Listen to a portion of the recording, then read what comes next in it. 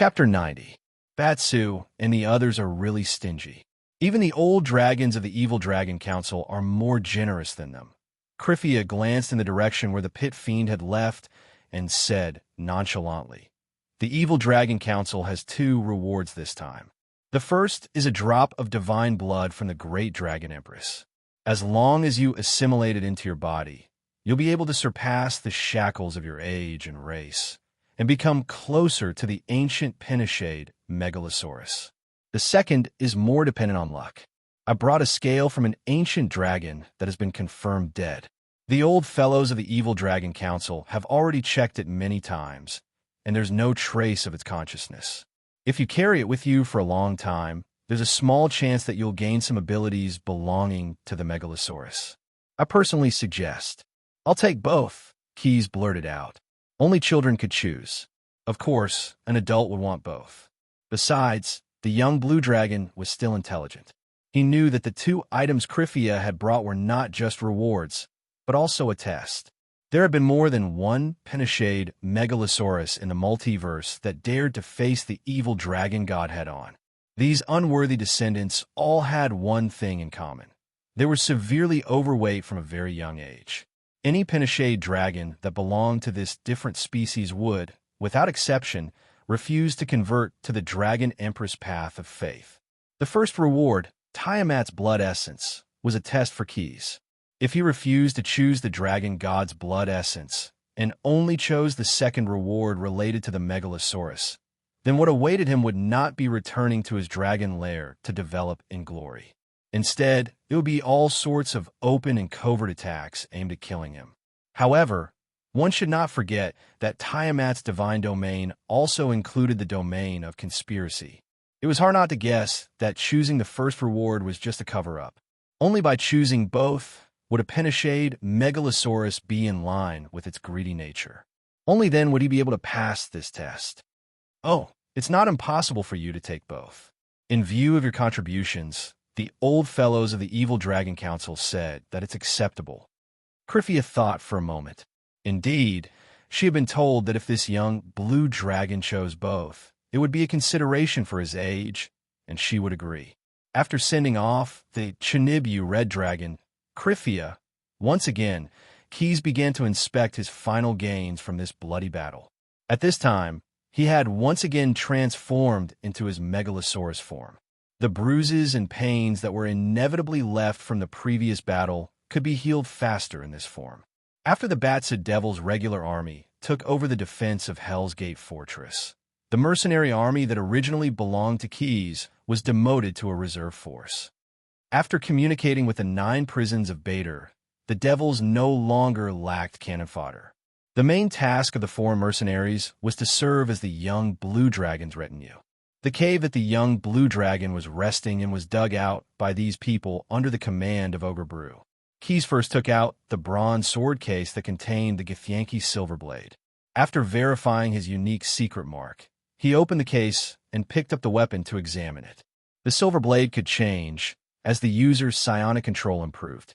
The silver blade in the scabbard looked like a standard weapon, but once it was pulled out in battle, this sharp sword would transform into a stream of silver liquid. In the hands of an outstanding Githyanki knight, this weapon could even transform into a giant sword in an instant. Its characteristic of being as light as a feather and as hard as adamantine would make any enemy who faced it fearful.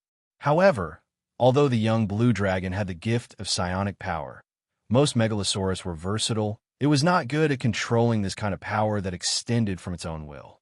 The silver blade in its hand could only maintain the appearance of a small dishwasher. After thinking for a while, he did not have a good solution for the time being. He could only find an opportunity to learn some knowledge about psionic power before he could make a decision. Putting down the silver blade, Keys picked up the dragon god's blood essence that was rewarded by the Evil Dragon Council. A drop of blood that contained a dark golden radiance was wrapped in a prismatic crystal. As long as the outer wall of the crystal was broken, this drop of blood essence would automatically be absorbed by the nearest Megalosaurus. In fact, when he received this big gift, he was prepared to put it aside. What if there is something like a mind demon seed in it? Moreover, The gift of the evil god might be worse than a mind demon seed. In the end, the young blue dragon simply put it and the silver blade in the sword box and locked it aside for other uses. After thinking about it, he still chose the last reward, the dragon scale of the ancient power dragon. It had an immediate effect on the growth of his current strength. If the white dragon was the shame of the dragon species, then the three legendary dragon species, power dragon, rainbow dragon, and time dragon, were the envy of all Megalosaurus. What was a legendary dragon species? Ordinary Megalosaurus. Even if it was the red dragon of the Penishade dragons and the gold dragon of the metal dragons, only a small number of the best of them could become legendary after a few hundred years of continuous effort. However, Megalosaurus of the other three species would naturally possess strength that many Megalosaurus could not reach in their lifetime after being born. Among them, the time dragon with the most shocking talent was not only born immortal, but as long as it grew to the level of an ancient dragon, it would automatically possess the special ability of time deification. An intricate link was formed between the time dragon and the flow of time. It could almost move back and forth in the flow of time at will. This was something that most gods with great divine power could not do, although the power dragon was not as good as the time dragon, and it was almost impossible to find the remains of a dead time dragon. The value of this legendary Megalosaurus that had grown to the level of an ancient dragon was also immeasurable. The evil Dragon Council and the Dragon Queen were willing to reward keys, but the biggest possibility was that they had found that this material could not be used after thousands of studies. In their hands, this scale was equivalent to a decoration of a piece of art. However, Keys was the main character of this novel after all. He was the young blue dragon who had the golden finger given by the author. The effect of the passive evolution ability of self-adaptation had already been revealed when he fused with the ancient golden dragon's heart. As the power dragon scale grew older, it would gradually change from the shimmering diamond appearance when it was young to a less dazzling, transparent crystal appearance. Its ability to deflect light allowed the power dragon to always be under a strange effect similar to the haze spell and the greater invisibility spell. In addition, the power dragon naturally did not have any smell. Even if the opponent had the vision of truth, it would be difficult to locate this pure power creature. Keys swallowed this transparent crystal scale that was the size of a door into his mouth. At first, he wanted to chew on it, but he gave up the idea after just a light bite. Its hardness was really amazing. Even a young blue dragon's teeth that could crush metal or could not leave a mark on it. In desperation, Quest had no choice but to swallow it down. Fortunately, with his size, this scale would not be stuck in his esophagus. Sure enough, it was just as he had expected. As soon as this scale was swallowed, the passive evolution ability of self-adaptation that he had obtained from the Amaska Ancient Civilization Laboratory before he hatched from his shell took effect. The power of the golden dragon and the blue dragon's bloodline in his body suddenly exploded after the third bloodline mixed in. Keys felt as if his internal organs had been turned upside down. Just like last time, the fusion this time was accompanied by intense pain. However, unlike last time, the pain this time was much more intense. As a natural force field creature, the power dragon itself existed in the form of a force field. Its body itself was a mass of condensed force field. When a young blue dragon began to adapt to this creature's ability, he could clearly feel the existence of the force that twisted every molecule and every atom in his body. First, it was his internal organs, then his limbs and bones. Finally, even the force field in his brain was clearly reflected in his consciousness. It felt as if every part of his body was crushed under a hydraulic press, and the part of his brain seemed to be taken care of. After clenching his teeth for a while, Keys could not hold on anymore and fainted. After he fell into a coma, the disorderly force field energy gushed out. The cave where he lived was the first to bear the brunt and suddenly collapsed under the continuous force field bombardment. Beside the young blue dragon, the bronze sword box containing the silver blade and Tiamat's blood essence was also torn into pieces by the overflowing force field energy. After the crystal wrapped in the divine blood shattered, the blood droplets in it, under the guidance of the dragon god's will, instinctively flew to Keys, who was closest to it and was in the process of passive evolution, but who knew that it would be intercepted by the silver blade placed next to him. To be more precise, it should be captured by the crystal inlaid on the hilt of the silver blade. This thing was left behind by the spirit-sucking monster killed by the probationary knight in the trial of the Githyanki Knight. Under the effect of the Githyanki psionic secret technique, the killed spirit-sucking monster would be condensed into a crystal similar to the spirit crystal servant and inlaid on the silver blade. This crystal could increase the spiritual appearance of the silver blade's wielder and reduce the psionic energy consumption when using the silver blade. However, what the crystalline object was doing right now was extremely bizarre, even in the multiverse where gods and demons were everywhere. The crystal left behind by the spirit-sucking monster, transformed by the Githyanki Knight in preparation using a secret technique, could not still have self-consciousness. Without its controller, the silver blade, logically speaking, could not move on its own to capture the dragon god's blood essence. As the famous detective Sherlock Holmes said, the problem can only be solved through research. If you want to solve the problem by relying only on perception, you will fail in the end. However, Keys lost consciousness due to the great pain caused by the passive evolution. At this time, the young blue dragon could not even perceive the strange changes caused by the crystal on the silver blade after absorbing the dragon god's blood essence, let alone study this phenomenon. As if there were no obstacles, the drop of Tiamat's blood essence soaked into the depths of the crystal inlaid on the hilt of the silver blade as soon as it came in contact with it.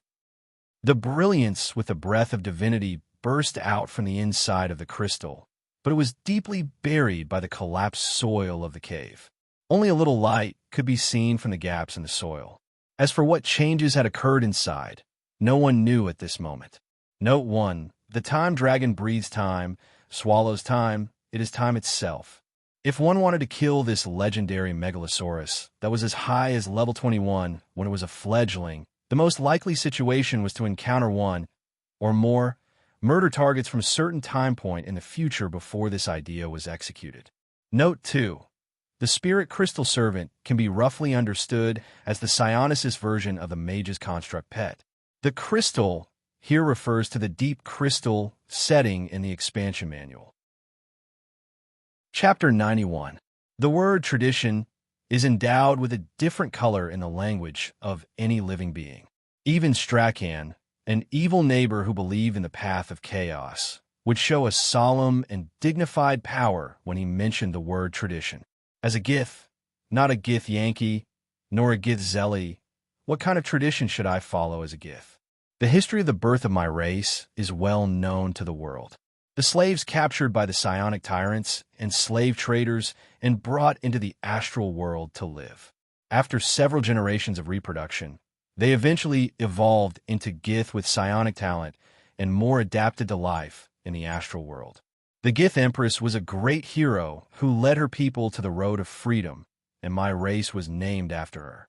But another hero who also shone in the resistance that symbolized the birth of the Gith people, Zephyr Moan, did not agree with the development path that the Empress chose for my race. It was similar to the path practiced by the spirit-sucking monsters who enslaved the Gith people before. The words Githyanki and Githzeli were like a gap, separating the original Gith people. Just because of the differences in their own future path, the natural bonds of family, friends, partners, and father and son were shattered. From the beginning of my birth as a Githyanki, I was instilled with the hatred of Githzeli, a close relative who lived in the Chaos Sea. But fortunately, with the help of the spirit-sucking monster, the Gith people could not replace this monster at the top of the list of Gith people's hatred. My coming-of-age ceremony was to hunt a spirit-sucking monster alone and advance to a Githyanki knight who was qualified to hold a silver blade. But it was also this operation that made me completely doubt the tradition of the Gith people. I, who had been training for more than 10 years for that hunt, should have easily inserted the weapon in my hand into the octopus-like face of the spirit-sucking monster without any delay. But who would have thought that my prey was not an ordinary spirit-sucking monster, but an arcanist with an extremely exquisite, spell-casting ability. At that time, the hunting operation lacked a plan to deal with such a situation. As soon as I made my move, the situation was reversed, and I was almost unable to put up any effective resistance. At that time, as a reserve knight, I became a captive. Due to the racial talent of the Gith people, I didn't become a muddle-headed servant who could only listen to the orders of the master. This sobriety brought me even greater humiliation. My freedom was restricted by those strange monsters using magic. I could only helplessly wait to become their snack or be forcefully transformed into a heartless slave. Those were the few times in my life when I was truly filled with fear. The one who rescued me from the abyss of fear was a monk named Zeth who was carrying out the mission of the church. He was Master Monk Giselai. He came from a monastery in the Chaos Sea and cleanly dealt with the enemy that I couldn't deal with. As a prisoner, I happened to witness the attack, and as a result, I began to doubt the traditional Githyanki education about the feebleness and cowardice of these close relatives. Later, when I recall my thoughts at that time, I often felt ashamed. How superficial the value of external things to measure the superiority and inferiority of individuals and even races was. As an object, the heart is the slave of form. Only by seeing the heart and seeing the nature, and seeing the emptiness of the five skandhas, can one achieve self-sufficiency inside and outside. This was the first lesson taught to me by the teacher who taught me the way of Zasamoan. He was the one who killed the spirit-sucking monster Arcanist and freed me, who was imprisoned from Zeth. My ability to accept new things had always made me quite proud. It was the same during the days when I followed my teacher in the Chaos Sea to learn to use the mind to control order. I could always accurately understand every word of the Githyanki psionic master's teachings. But this also made me feel more and more confused. Every time I used my psionic ability, I couldn't help but think of the traditional education I received in the training before I became a Githyanki knight. Holding the silver blade in my hand, this weapon didn't refuse me to use it. Feeling the psionic power in my heart, I also benefited a lot from the Githyanki's philosophy. This was not because of my talent. In fact, other than learning fast, I didn't even have any talent that I could show. Every time I thought of this, I became more and more convinced that the unity of the two in me was a microcosm. The Githyanki and the Githyanki were the same race. It was just that we both chose to accept our own narrow traditions, so there was a gap between us. When I told my teacher my point of view, he laughed heartily with relief. At that moment, he seemed to have become a naughty child. Later, I learned that he held the same point of view a long time ago. It was because of this that he taught me all his knowledge after saving me from the spirit-sucking monster Arcanist. Even now, I still clearly remember the words my teacher said after he laughed unrestrainedly that day. If you are not alone, you will have neighbors. My path is not alone. Since thou knowest it, thou shalt practice it. It was also from that day onwards that my life was given a new meaning, to sweep away the foolish traditions and let the Githyanki be united again. I bid farewell to my teacher from the monastery in the Chaos Sea and began to practice the path in my heart.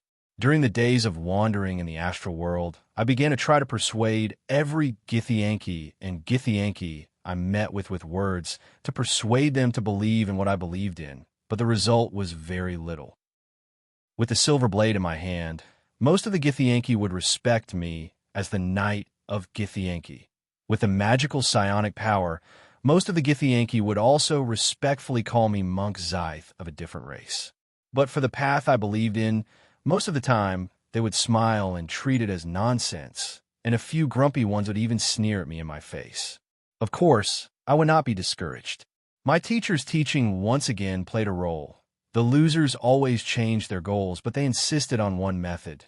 The winners always changed their methods, but they insisted on one goal. So I thought of a brand new method.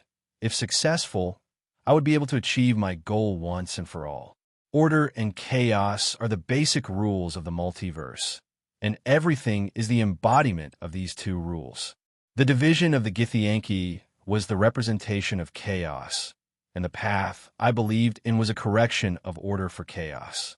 As for how to use order to correct chaos, I had thought of challenging the current leader of the Githyanki, the undead Empress Varakis. But I gave up the idea the moment I boarded her starship. It was not out of cowardice. It was just that I suddenly thought that even if I killed the Empress, not to mention whether this action would arouse greater indignation of the Githyanki and cause more hatred of the Githyanki compatriots, even if I sat on her throne and could make all the Githyankis practice the path I believed in, how could the tradition of the Githyanki be broken? Order of the same level couldn't correct chaos of the same level. Only a higher level of order was possible. This epiphany made me put away the idea of using swords to persuade, and I began to look for a higher level of order. Fortunately, the creatures that survived in the astral world did not have to worry about aging and death, and I searched for nearly 1,000 years. Although the process was tortuous and complicated, in the end, I found what I wanted.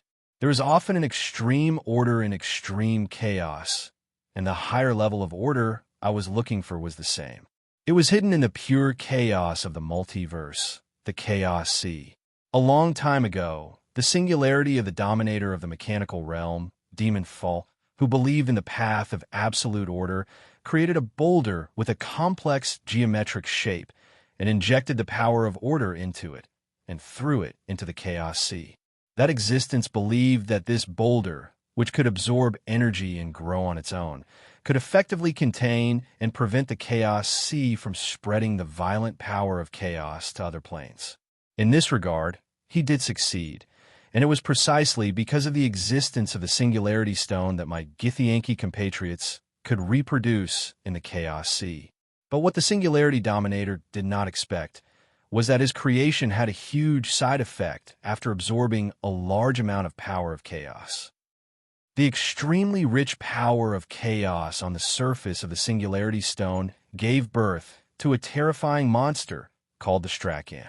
This creature with a shocking reproduction method and an ugly appearance was not only a great enemy of the Githyanki, who also lived in the Chaos Sea, but also a serious obstacle in my path of finding a higher level of order.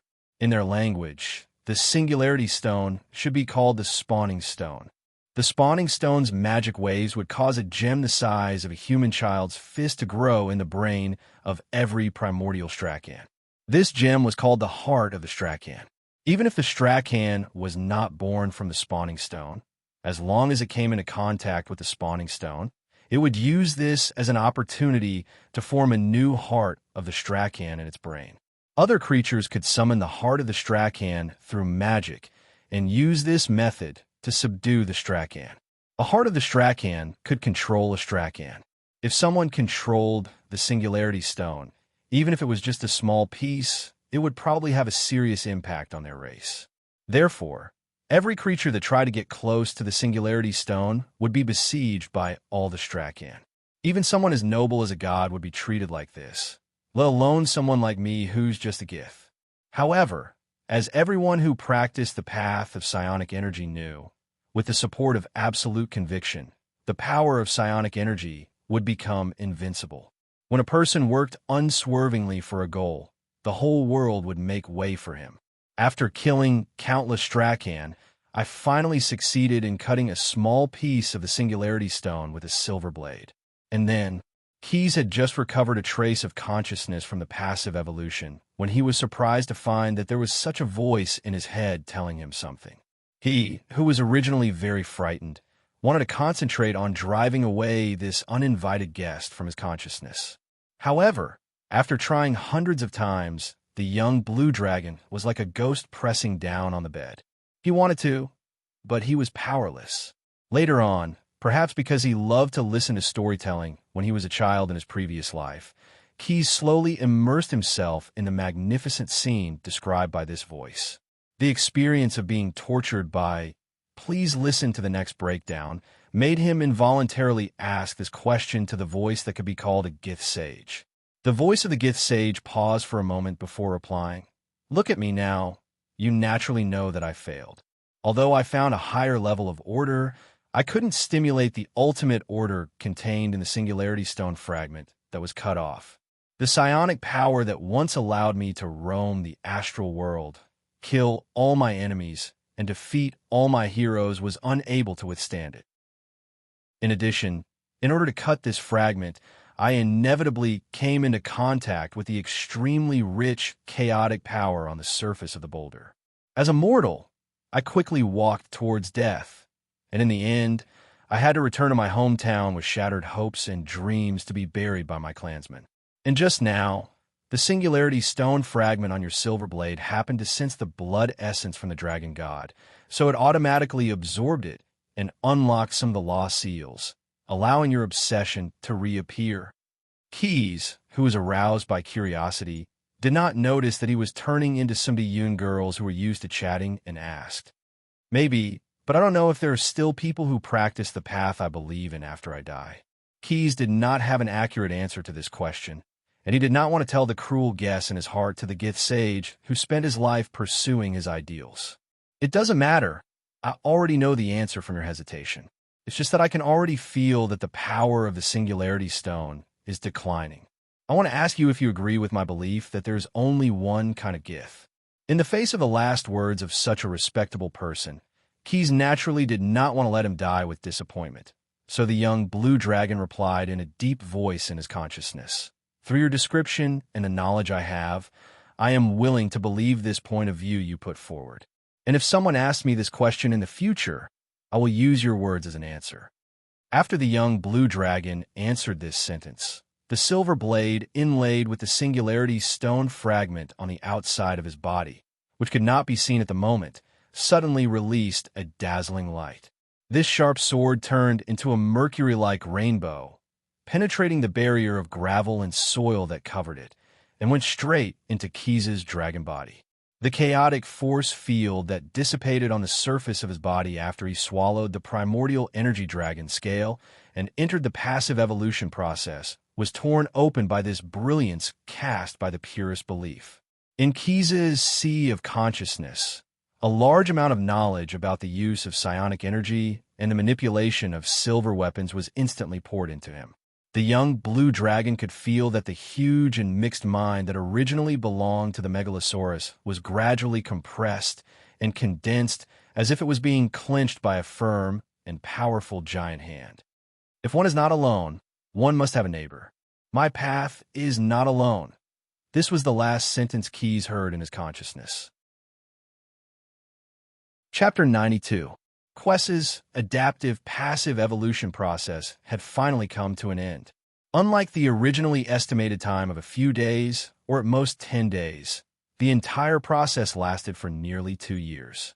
During this period of time, the three ogre brothers immediately brought the mercenaries from the other plane to open up a tunnel in the collapsed cave. When they found a young blue dragon who was constantly surrounded by violence, it was definitely inappropriate to call the giant dragon in front of them that way.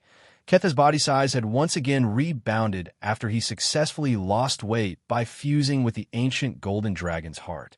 Surprisingly, unlike other Megalosaurus that grew in size due to age, Key's body did not show signs of muscle loss. He did not become skinny due to not eating for a long time. After 2 years of passive evolution, the young blue dragon became even more plump and muscular. After Keys obtained the legacy of psionic powers branded in the silver blade, he would use his simple consciousness to guide the psionic energy and try to control the rampaging force field in his body. His method of operation was simple. Following the principle of Newton's third law, force is reciprocal. Keys used the psionic energy to add a little force to the various unbalanced positions in his body every day. Over time, dripping water could penetrate a stone. As the chaotic force field in his body gradually stabilized, Quest absorbed and adapted to the characteristics of a pure force field creature like the power dragon. The power that he added to his body with psionic energy every day was perfectly converted into a part of him. Therefore, even though he did not eat or drink for almost 2 years, his body did not become weak. Instead, it entered a state of continuous strengthening. As Key's body size increased, Ogre Brew had no choice but to specially invite the goblin engineer Ricknaz to be the chief designer. He specially arranged for a large group of mercenaries from the other plane to open up a cave for the young blue dragon to live in. Fortunately, Keys was now able to effectively control the chaotic force field overflowing from his body. As long as he didn't get too close to it, there wouldn't be any danger. The situation of directly causing the original cave to collapse like in the beginning had never happened again. Finally, the young blue dragon opened his eyes when the overflowing force field was completely contained within his body. At this time, Keys's body had completely let go of itself. Like a doe, he had expanded to a size that even a blue dragon in his prime could not reach. The surface of the originally indigo scales was covered in a layer of hazy radiance, as if they were sprinkled with a layer of broken diamonds. The dark golden veins between the scales seemed to be covered with a layer of varnish. Only when Keys moved his body would it inadvertently reveal a ray of light. The power dragon was born with the ability to control force fields, which allowed it to have the most perfect physique among all the megalosaurus. The young blue dragon seemed to have inherited this trait. His originally well-built body was now even more muscular. At first glance, the powerful physical strength seemed to be on the verge of erupting at any time. The more peculiar change was Keys's posture at this time. He didn't use any levitation spells, nor did he shake his wings. Just by using the force field naturally emitted from his body, the young blue dragon's heavy dragon body naturally floated above the ground, floating in the air.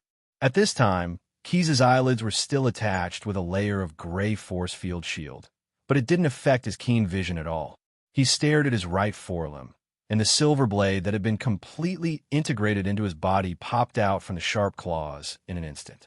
Under the blessing of the psionic ability, the weapon transformed into a giant sword that swallowed and spat out silver light.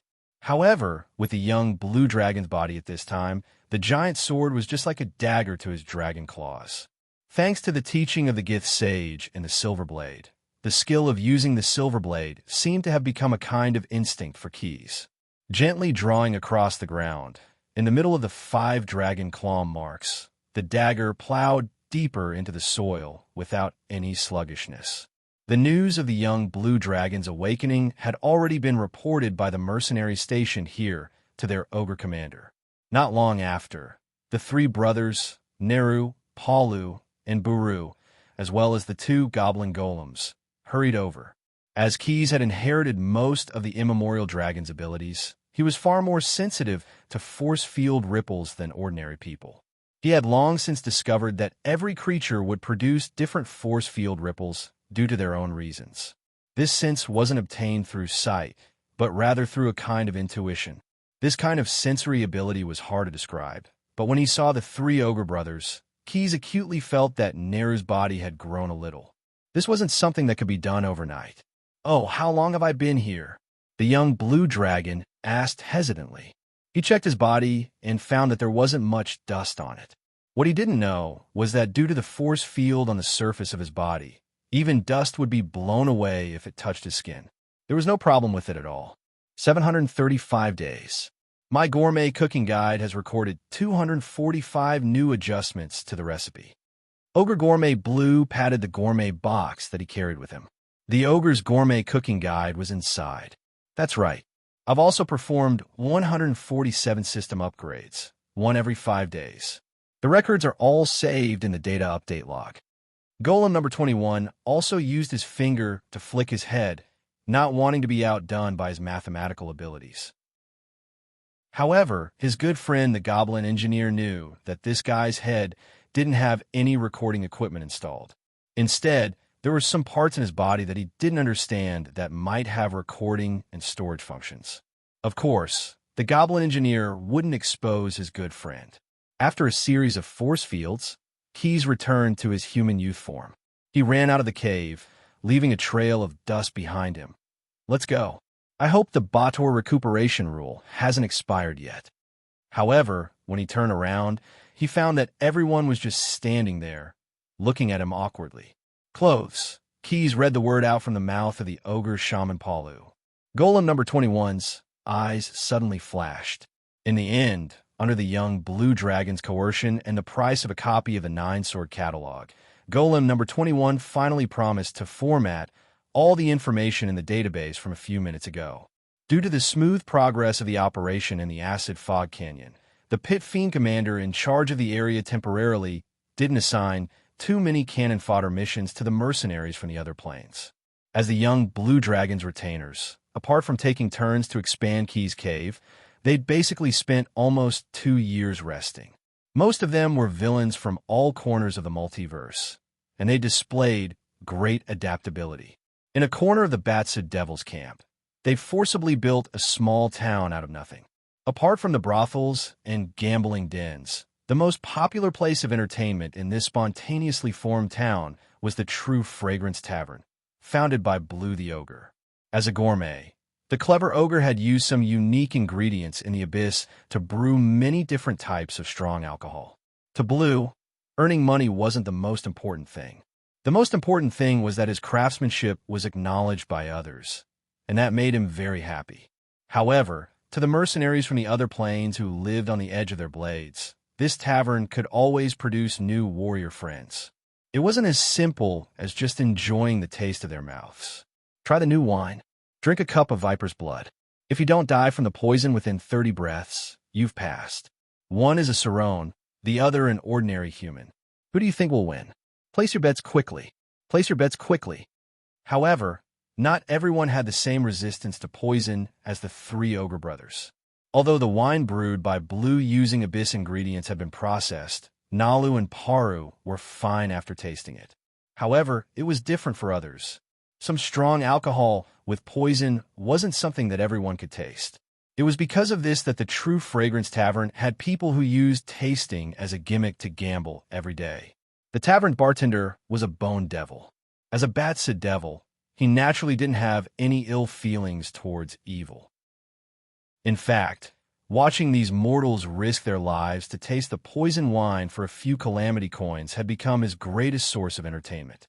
After all, because he couldn't fight on the battlefield, he had lost the opportunity to bully other low-level devils.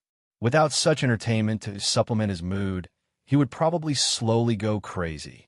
After the enthusiastic Batsa bartender handed over 2 cups of viper's blood, he used his spell-like ability to specially add some crushed ice.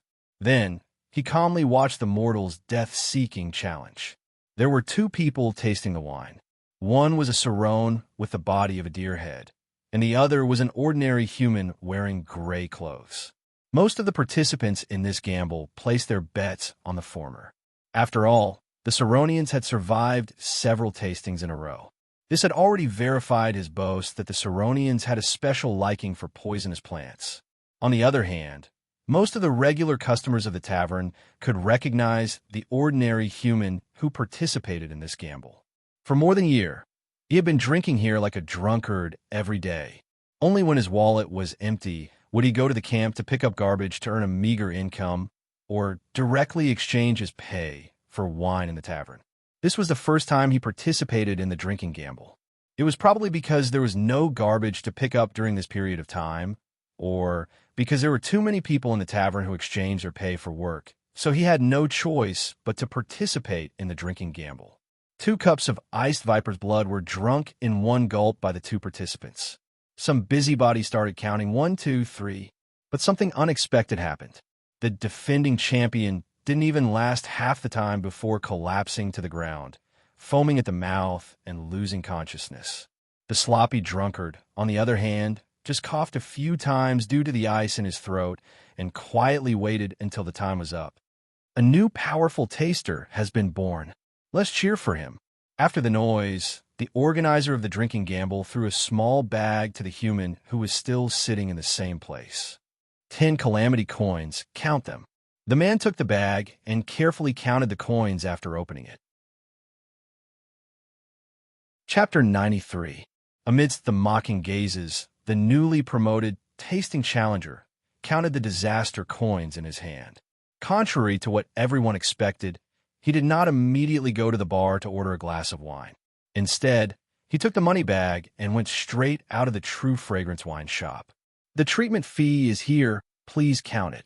He came to the center of the town, which was developed from a wartime medical camp into a hospital-like place. He found the spellcaster responsible for casting healing spells for the wounded and handed over the disaster coins he exchanged with his life. The spellcaster doctor did not carefully count the money like he did before. He just shook the money bag with his hand and put it into his arms. Then, he calmly took out the materials needed for casting spells from the various cloth pockets he carried with him and cast the Remove Curse spell on a young wounded man. This ranger was affected by the laws of this layer of the abyss when he was patrolling, and his body was parasitized by the acid worm. You know very well that your friend was already unconscious when you sent him here. The money just now was only enough to pay for the surgery to remove a few of the worms. In order to cure the influence of the abyss, I just cast the Remove Curse on him. You still need to collect twice the amount of disaster coins. I will only carry out the next step of treatment after I receive the money. After saying these words, the spellcaster doctor no longer paid attention to the strong man in front of him. He did not look back and walked to the next patient who came to pay the fee. The person he was talking to looked at the young ranger who was lying on the couch. Then he bent his slightly numb hand. It was not that Viper's hemostasis did not affect him in the slightest. It was just that in order to save a life, he had no choice but to earn that money. He turned around and was ready to go to the True Fragrance wine shop to try his luck. However, before he could take more than a few steps, he was blocked by a palm in his path. You are a paladin. Following the words of the person who blocked him, a powerful healing spell accurately hit the wounded ranger lying on the small bed in the corner of the room. After trying his best to open his eyes, Jensen recognized that it was the young man who had once fought side by side with him. The commander of Fort Bator, transformed from a megalosaurus. That's right, the drunkard who had been wandering in the tavern for almost 2 years was Jason, the Saint Samurai who broke out of the tyrant worm's body and showed his might in the final battle of the fortress. However, after unsealing the silent dictum and unleashing his powerful strength, he had indeed violated the creed of the God of justice and law. Ever since the great retreat from Fort Bator, Jensen had never heard the teachings of the God he worshipped in the depths of his heart. Due to the regret that he had yet to complete his revenge, coupled with the regret that he had chosen to escape rather than fight to the death in the end, his will continued to be depressed, and he could only rely on alcohol to numb himself. It wasn't until he met a young ranger who was lying on the ground, whom he had met a few times before, and who was called Barton's Boy by the boss of Broombrows, that the former Saint Samurai regained his spirit. In order to save his life, he had to raise the medical expenses for the young man to receive magic treatment in a non-wartime medical camp. In the past, he didn't have to do this. The holy power of the Saint Samurai could effectively suppress most evil curses, and he only needed to pass some of it to the ranger who was suffering from the parasitic curse of the acid mistworm. Jensen was well aware that his god refused to respond to him, and it was precisely because of this that he had been dispirited. In desperation, he had to go to the True Fragrance Tavern to participate in a trial drinking bet, betting his life for the young man's life-saving money. Seeing that the ranger was coughing slightly after being hit by the powerful healing spell and was beginning to regain consciousness and expelling the last remnants of the cursed power in his body, Jensen showed a grateful look to the young blue dragon in front of him. "I'm no longer a Saint Samurai," he said, trying to bypass Keys and leave. Was there a Saint Samurai first, or was there a god first? Keys didn't try to stop Jensen from leaving. Instead, he asked this question with his back facing him. Not long ago, while waiting for Buru to pack up his belongings and inventory of his business in the Acid Mist Canyon, Keys and his companions saw Jensen participating in the trial drinking bet through the mirror crystal used to monitor the internal business of the True Fragrance Tavern. The young blue dragon recognized the powerful paladin who had once fought side by side with him at a glance. However, the current decadent appearance of the paladin could not be overlapped with the heroic appearance of the paladin in Quest's memory. Driven by curiosity, he quietly followed Jensen as he walked out of the True Fragrance Tavern with a bag of money. That was why he stopped Jensen from leaving and helped him directly. Keys could easily see through people's hearts after receiving the legacy of the wise, one of the Gith. He could easily feel the shackles in Jensen's heart. the regret that he couldn't complete his revenge, the regret that the gods had abandoned him. Even under such circumstances, Jensen was still willing to risk his life for someone who had little to do with him. Keyes knew that if he were to suffer the same blow, he would never be able to do what Jensen did. Although the powerful warrior was now in a state of depression, he still had something that was ingrained in his blood and bones. Such things weren't unique in the entire multiverse, but they were still rare, and scarcity was one of the most important prerequisites for an item to be valuable. Out of the Megalosaurus nature of collecting valuable items, the young blue dragon decided to help Jensen instead of letting the jade be covered in dust. Well, this wasn't a betrayal of the lawful evil faction. When it came to valuable items, the old dragon Sirota taught all the blue dragon descendants in the dragon lair to kill without fail. Keyes mentally prepared himself. Because the young blue dragon's words contained a trace of the skill of the psionic ability, it easily stirred up the emotions of the former paladin. Jensen, who was striding out, suddenly turned around and glared at the young Megalosaurus. Although he could no longer receive the god's pity, he still couldn't tolerate such blasphemous words. However, Keyes, who turned back to look at him, still said in a calm tone, "Obviously, the answer to this question isn't too hard to find. After all, it's not like the question of which came first, the chicken or the egg. The history of the paladin profession far exceeds that of most of the gods. In fact, many of them were paladins before they became gods." Although Jensen wanted to refute these words, after thinking about it, he realized that it was indeed an indisputable fact.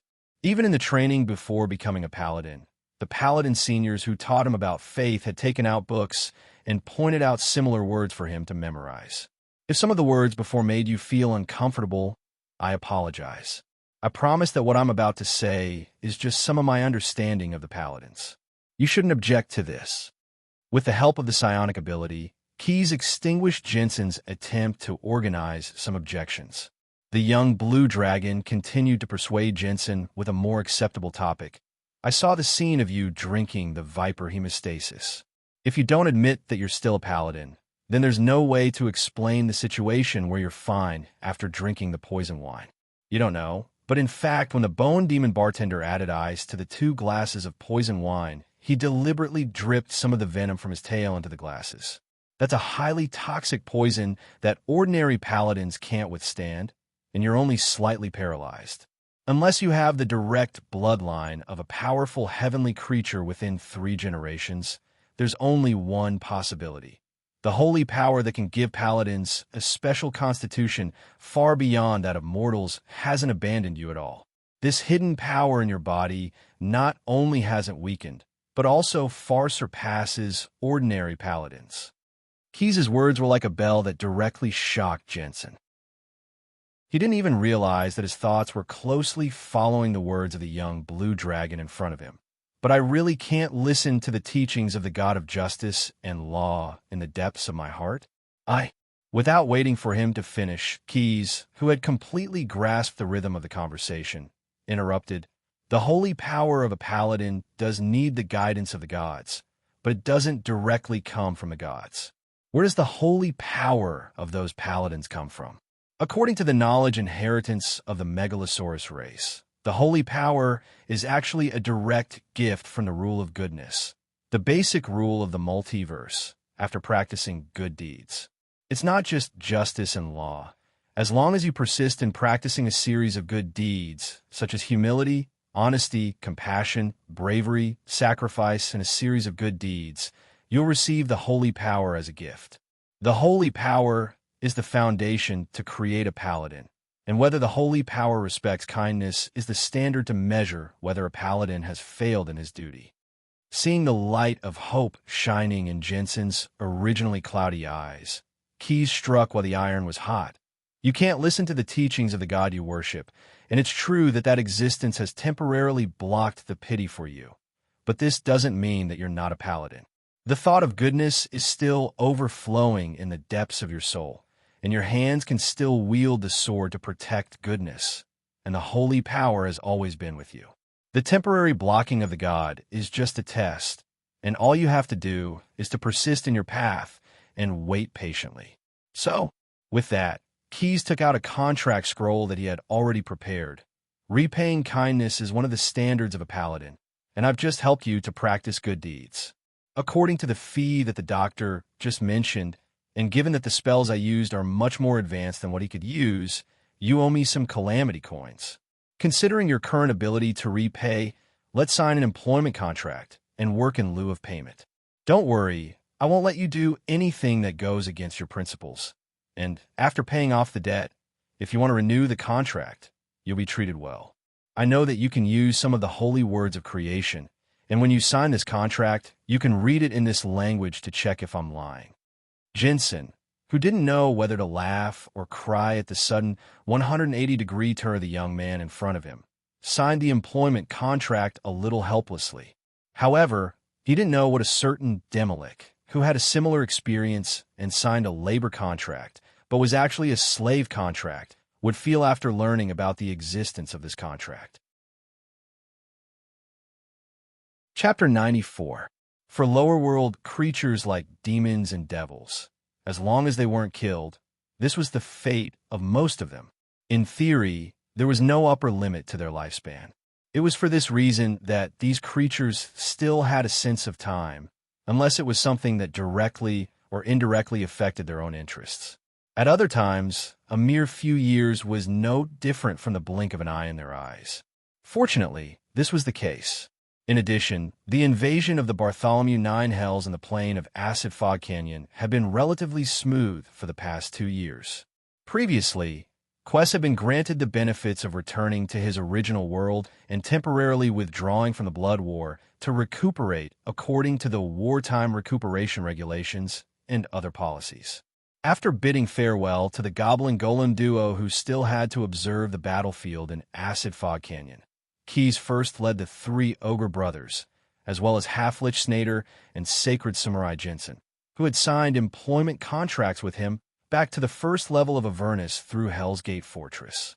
After showing his Medal of Merit as proof, Keyes and the others were granted the right to use the portal that connected the material plane to the 9 prisons of Bader. The portal they were about to pass through was guarded by an Anzu demon who was in charge of overseeing traffic to and from the Hell's Gate. Apart from the slightly stricter inspection of the paladins when they passed through the portal, the others were allowed to pass through quickly.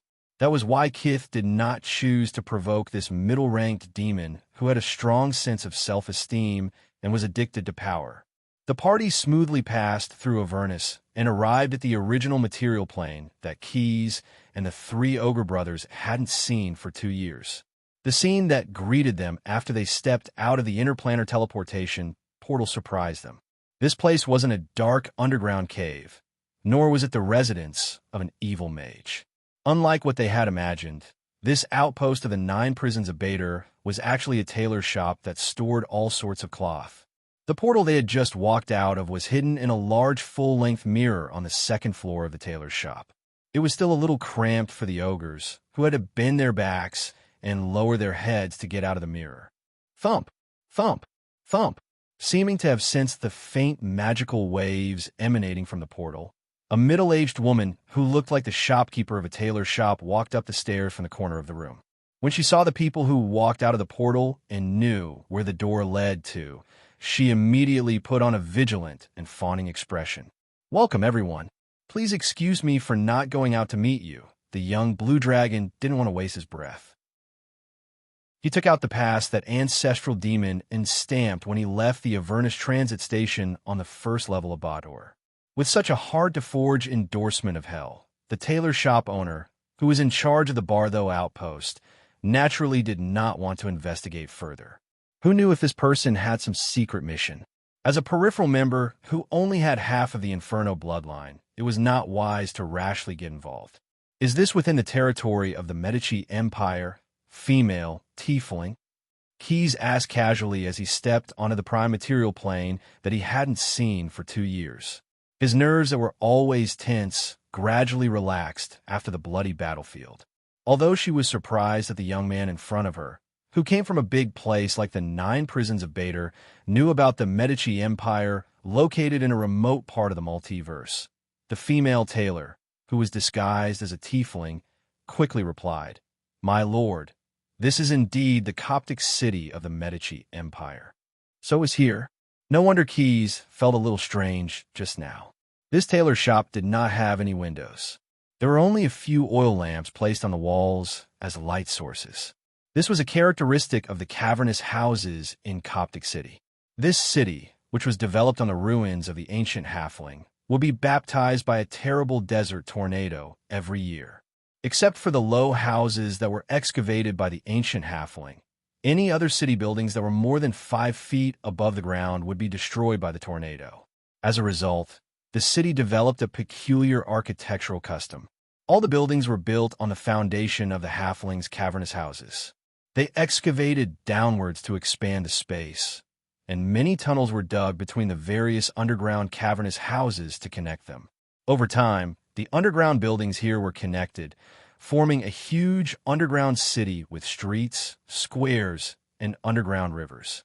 The earliest humans who lived here were all criminals exiled from the Medici Empire. Coupled with the underground crisscrossing roads and the underground network that no one knew about, all kinds of crimes flowed in this place. This was the city of sin in the hearts of every Medici.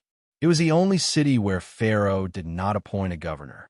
But it was undeniable that this city of sin, located in the heart of the desert, had a kind of abnormal prosperity. All kinds of villains, as well as all kinds of transactions that were banned in other places in Medici, brought a strange vitality to the city. Once, there was a lich who was similar to Kitha's subordinate, Snade's employee, who tried to dominate the city. However, not long after, he was annihilated by the elite spellcasters of the empire because he angered Medica's Grand Vexil, prime minister. His phylactery was also pulled out and smashed, and thrown into a cesspool as a warning to others. At that time, Coptic City was also razed by Medici's army. But as the saying went, wildfire can never burn out, but it will grow again when the spring breeze blows. The underground network of tunnels hid the seeds of sin in the city. After the withdrawal of Medici's army, the city was restored to its original state in a few years. However, the underground order was no longer under the sole control of a powerful figure. Instead, the Council of 10 was formed by the most influential figures in the city. They took over the responsibility of managing the city from the previous unlucky lich. 2 years ago, Keys, who was a fledgling, saved a gnome city merchant who had the moon candy synthesis scroll. At that time, the young blue dragon smelled the scent of the Batsu devil on the scroll. Presumably, the scroll should have been leaked from this Batsu outpost. As for the conspiracy that the unlucky lich encountered, it probably had something to do with this place. I don't know what happened to Santos Ben Joser. It's been 2 years. Some of the companies that received venture capital in my previous life could even be listed. I should arrange for the return of the investment as soon as possible. I don't know if that guy's given up on that evil business, Keys thought as he turned back and smiled at his newly hired employee. If he doesn't sell contraband and honestly gives me the return of the investment as a return, I'll let it go. Otherwise, it's certainly not against the principles of the Paladins to collect debts from evil merchants. It's a good opportunity for the new employee to show his talent. Maybe it will help improve the team's cohesion. Returning to the familiar plane did indeed make Keys feel a lot more relaxed. Even if this was the worst city in the Medici Empire, it was still 10,000 times better than the bloody front line of the underworld. The young blue dragon was happy with his foresight and wisdom. He waved his hand and asked his companions to leave. Ignoring the female tiefling's proposal to arrange a guide, the young blue dragon planned to take advantage of the time to explore the underground city. Coming out of the tailor's shop, the group walked in a wide tunnel that served as the main road of Coptic City. This tunnel had obviously been expanded and reinforced many times. Its height was enough for a giant to walk upright with his chest puffed out. Its width was still more than enough for a group of people to walk side by side. Every 10 steps, there would be an alley that connected to other crypt buildings on both sides of the main road. The entrances of these alleys were often decorated with unique lighting, which not only showed the function of the crypt buildings in the alleys, but also provided the necessary illumination for the main road. However, Unlike Keyes and his companions who strolled leisurely, most of the pedestrians who were in a hurry chose to firmly hide their faces with their hoods. They trotted all the way into the dark depths of unknown alleys. This place is somewhat similar to Blight, but it's very different. Wandering in this underground city, he gradually recalled some things from many years ago. He was originally impatient with this kind of stroll. The environment here evoked the memories of the Demolika's hometown. Blight was also an underground city, but it was deeper and darker than this place. After a long period of contact with mechanical puppet number 21, the Demolik was unknowingly influenced by it. Under the strong encouragement of that guy, Snader completely transformed the terrifying armor of the living automaton into his own body. Not only that, but the mechanical puppet also invited the great goblin engineer Rick Naz to provide him with some technical support. After several modifications, Snader's steel body was equipped with a small high-pressure steam power furnace, a pneumatic transmission device, and a Decepticon logo painted by mechanical puppet number 21. According to the mechanical puppet, this was a mysterious totem that few people knew about and could effectively improve mechanical efficiency. For such a person, who is very likely the first steampunk-style lich in the multiverse, to be able to say such sentimental words, it really made Keyes sigh in his heart at the power of distortion of mechanical puppet number 21's faction. I hope that the strange mechanical puppet and its rigorous and reliable great goblin engineer friend can safely survive the rest of their bloody battle observation tour. Keyes silently wished in his heart. In addition to the pedestrians coming and going, there were also some homeless people on both sides of the Coptic street. Like the pedestrians who walked as if they were flying, most of these people used hoods to hide their faces in the shadows. These homeless people could be people who had recently escaped from other places to seek a living here, or they could be the city's bankrupt people. Their existence was precisely a symbol of the city's cycle of alternating between the old and the new. That is, come here, seek hope, obtain success, encounter failure. It was this endless process similar to the human body's metabolism that gave this city a different kind of vitality. Of course, the adventurers who came to this city of sin did not all end in failure. As long as they were lucky enough to enter the Council of 10, then failure would only come after death. Chapter 95. Megalosaurus were born with a keen sense of smell. The smell of any person or object would leave a clear memory in their brain. At this moment, Quith stopped beside a wanderer who was curled up in the corner of the street. Although there was a leather-hooded robe, and the wanderer had not washed his body for many days, the young blue dragon was still very sure that the smell emitted from the wanderer belonged to a person he had seen before. The bulging muscles under the robe seemed to support his guess. "Hello, Mr. Brock. I'm an elven supreme warrior from Salem." The boy's soft greeting sounded like a sudden clap of thunder in the ears of the snoring wanderer. The powerful elf, who was both a supreme warrior and a sound warlock, leaped up from the ground and extended 2 scimitars from his robe. In a split second, he was ready to attack and defend against Keyes and the others.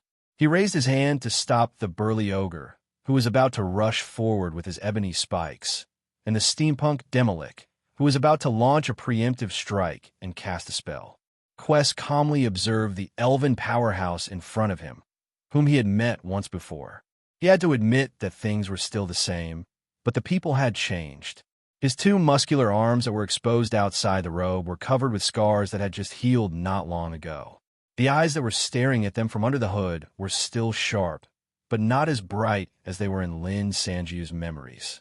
At this moment, the 2 elven scimitars in his hands were densely covered with dents of various sizes. It was obvious that the 2 weapons were close to exhaustion, just like their owner. "You are that Megalosaurus, Your Excellency?"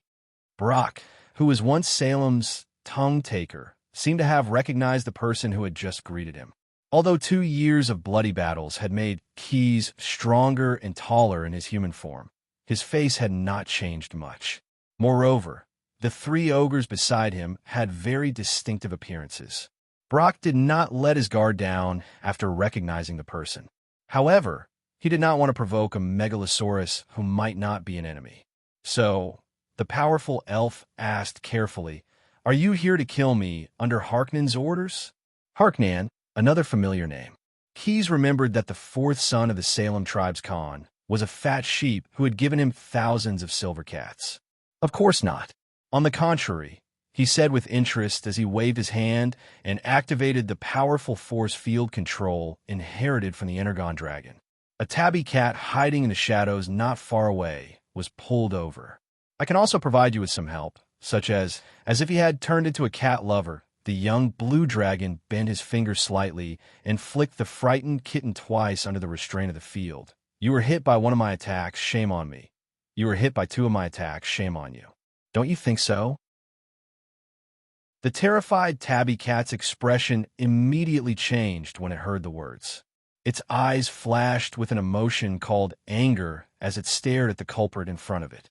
However, this anger was followed by a third flick. Under the force field effect of Keyes' flick, the cat that was trapped in the force field was sent flying and crashed into the walls on both sides of the road. Fortunately, as the force field on its body was removed, the tabby cat's four limbs kicked off the wall and landed firmly on the ground. With a roar, the little guy immediately removed the disguise on its body. A creature that looked like a werewolf with bestiality appeared on the spot. However, it only looked like a werewolf. Its abnormal palm that was the opposite of a human's exposed its true nature. It was a Rakshasa. Rakshasa, also known as demonic beasts and ghosts. This was a kind of beta creature that had released its soul from the body of a demon through a dark ritual. It was able to break free from the shackles of the underworld and come to the material plane to satisfy its desire for the flesh and blood of humanoid creatures. At the moment when the dark ritual was completed, they were no longer Batsa Devil. Therefore, they no longer had the usual resistance bonus of the demons, and spell-like abilities such as Summon Batsu. Of course, there were gains and losses. Not only did this creature obtain the ability to freely leave the 9 prisons of Bader, it could also disguise itself as any appearance it wanted. Very few creatures could see the true form of a Rakshasa. They also preferred to disguise themselves as some powerful or influential people, such as nobles of extraordinary birth, bishops who serve God, or wealthy merchants. Even if someone occasionally saw their true form, it was easy to be deceived by their appearance that was a mixture of human and tiger features, and mistake them for a werewolf. However, this kind of disguise could not fool Keyes. After all, this young blue dragon was a man who had personally commanded a Batsu army, although most of them were just mercenaries from another plane. Keyes' words that angered the Rakshasa were not nonsense. There was such a maxim among the Rakshasa: being stabbed once by you, shame on you. Being stabbed twice by you, shame on me. This kind of Batsu creature had a very strong, vengeful mentality. The only remaining characteristic of the Batsu was that it would not really die after being killed in the material plane. After a few months or a few years, its body would be reconstructed. When the Rakshasa was reborn, it still retained all the knowledge and memories of its previous life. It used this knowledge to find the person who killed it, and then cruel revenge called punishment. If the target was out of its control for some reason, such as death, the Rakshasa would turn its revenge on the target's family, friends, and descendants. Of course, it did not disguise itself as a tabby cat to ambush here to seek revenge. It was just carrying out its mission to kill tongue-taker Brock. And this was the second layer of disguise of the Batsu outpost, disguised as a tailor shop, the daily business an assassin's union. Although it was angered by the sudden turn of events and transformed, this Rakshasa was not a reckless person. Actually, the Rakshasa was quite skilled at judging the situation. After considering the fact that the person who angered it was capable of toying with it, as well as seeing the group of people standing next to Keyes who seemed to be untouchable, the Rakshasa could only think about how to escape unscathed. This Tiger Man, no matter how slow Brock was, it would have been impossible for him to not realize that the Tigerman's target was himself when he saw the tabby cat suddenly transform into a humanoid creature. He's a Rakshasa, not a Tiger Man. The blue dragon youth who had transformed into a humanoid form interrupted the elf's words and revealed the Rakshasa's true identity. Go back and tell that tiefling that I have a use for this elf. If she has any questions, she can come and find me personally, if she dares." A Batsu creature had appeared in the city where the Batsu outpost was located. Keys did not even need to think to know that there was a connection between the two. However, he did have some other thoughts when he saved Blatch this time. After returning to the material plane, he had thought about exploring the ruins of the ancient Damascus civilization. Now he was thinking about it again. Chapter 96. The dark-colored wool is soft and dense, and it can help you resist the cold of the night. The light-colored sari is comfortable and breathable, and you don't have to worry about the sweat at noon. Oh, threading a needle, the tough silk thread is thinner than the bowstring. Oh, playing with scissors, the sharpened scissors are sharper than the machete. The tape measure and chalk are ready to measure your clothes at any time. If you ask, how much is this decent? I can only tell you secretly. The price is the cheapest here. The advertisement of the decent tailor shop. After dissuading the Rakshasa demon who came to perform the entrusted task in a half-physical and half-verbal way, Keys nodded to the elven powerhouse whom he knew before. Under the powerful aura of the young blue dragon and his companions, Brock had to put away his machete and followed the crowd to the periphery of the city from a fork in the road. Although the permanent buildings of Coptic City were underground, it did not mean that the surface of the earth above the city was only bare tomb-like roofs. The merchants who came and went only needed to pay a daily fee to the Council of 10 that ruled the city, and they had the right to use felt to set up temporary tents as stalls to sell their goods. These densely packed stalls even formed a huge bazaar that spread into the depths of the desert. The Council of 10 also arranged a security team composed of their respective slaves to maintain the order here. When Keys and his party walked out of the crypt city, the sun was setting in the west. At this moment, the big bazaar attracted a lot of people because of the cool weather. The bustling crowd showed the vitality of the place. Under the urging of the ogre gourmet, the crowd stopped in front of a restaurant that specialized in making camel barbecue. It was located near the periphery of the big bazaar, and not far away, there was a sea of sand that seemed to stretch endlessly. Among the people who returned from the bloody battlefield, the one who gained the most was undoubtedly Keys, but when it came to the extent of the expansion of the purse, it was Brew who led the pack.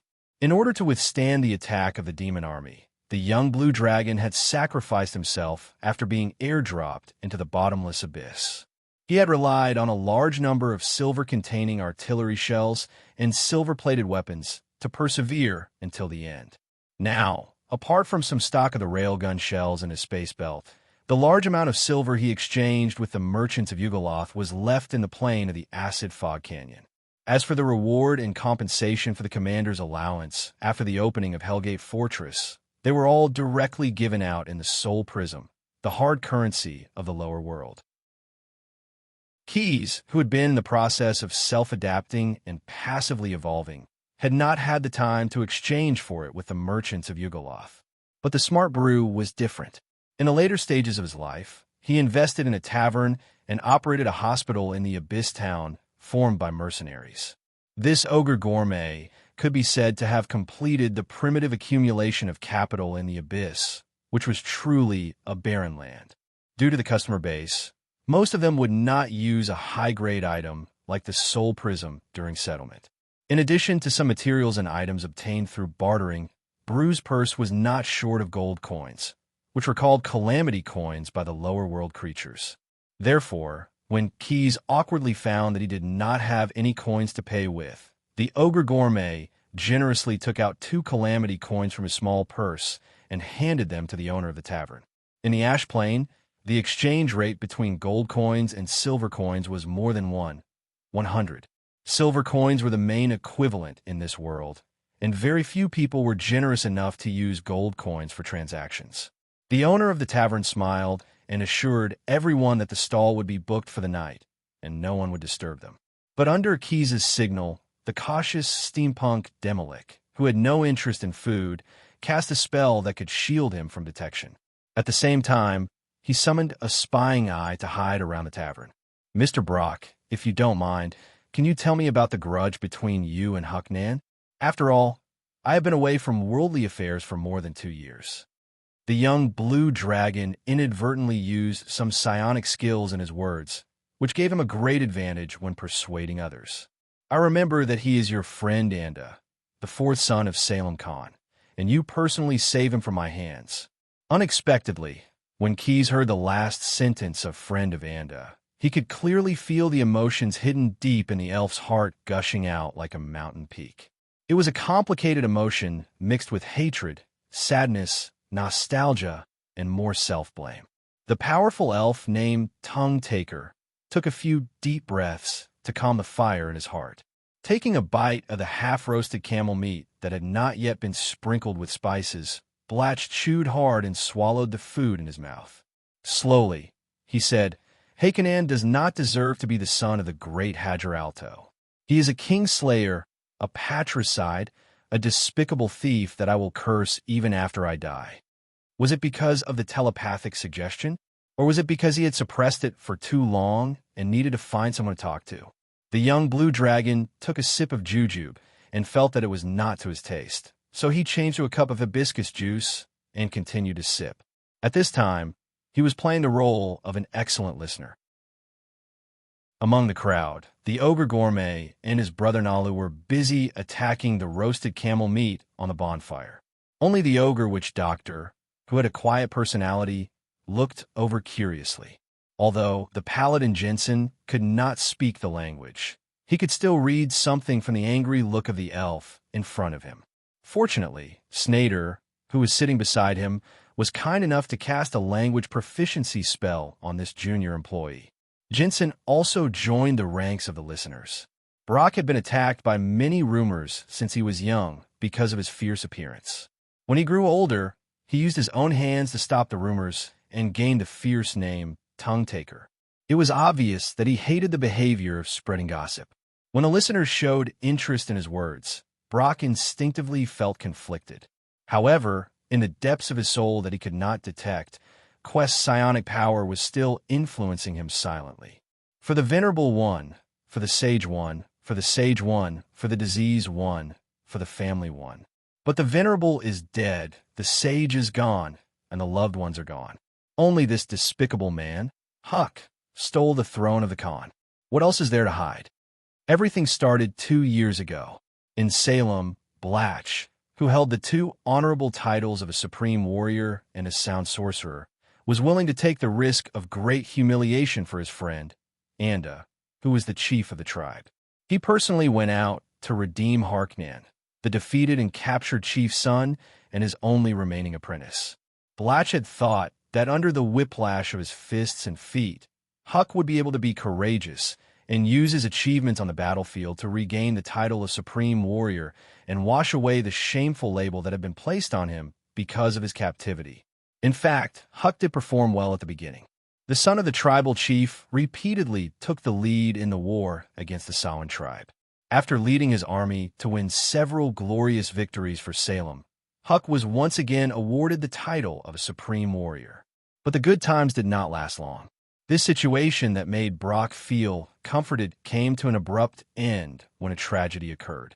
He did not know that the information he revealed about Salem's secret weapon, the blazing shadow beast, when he redeemed Huck, had been sent to the enemy's golden tent by Epicurus, who had been secretly communicating with the Samhain tribe.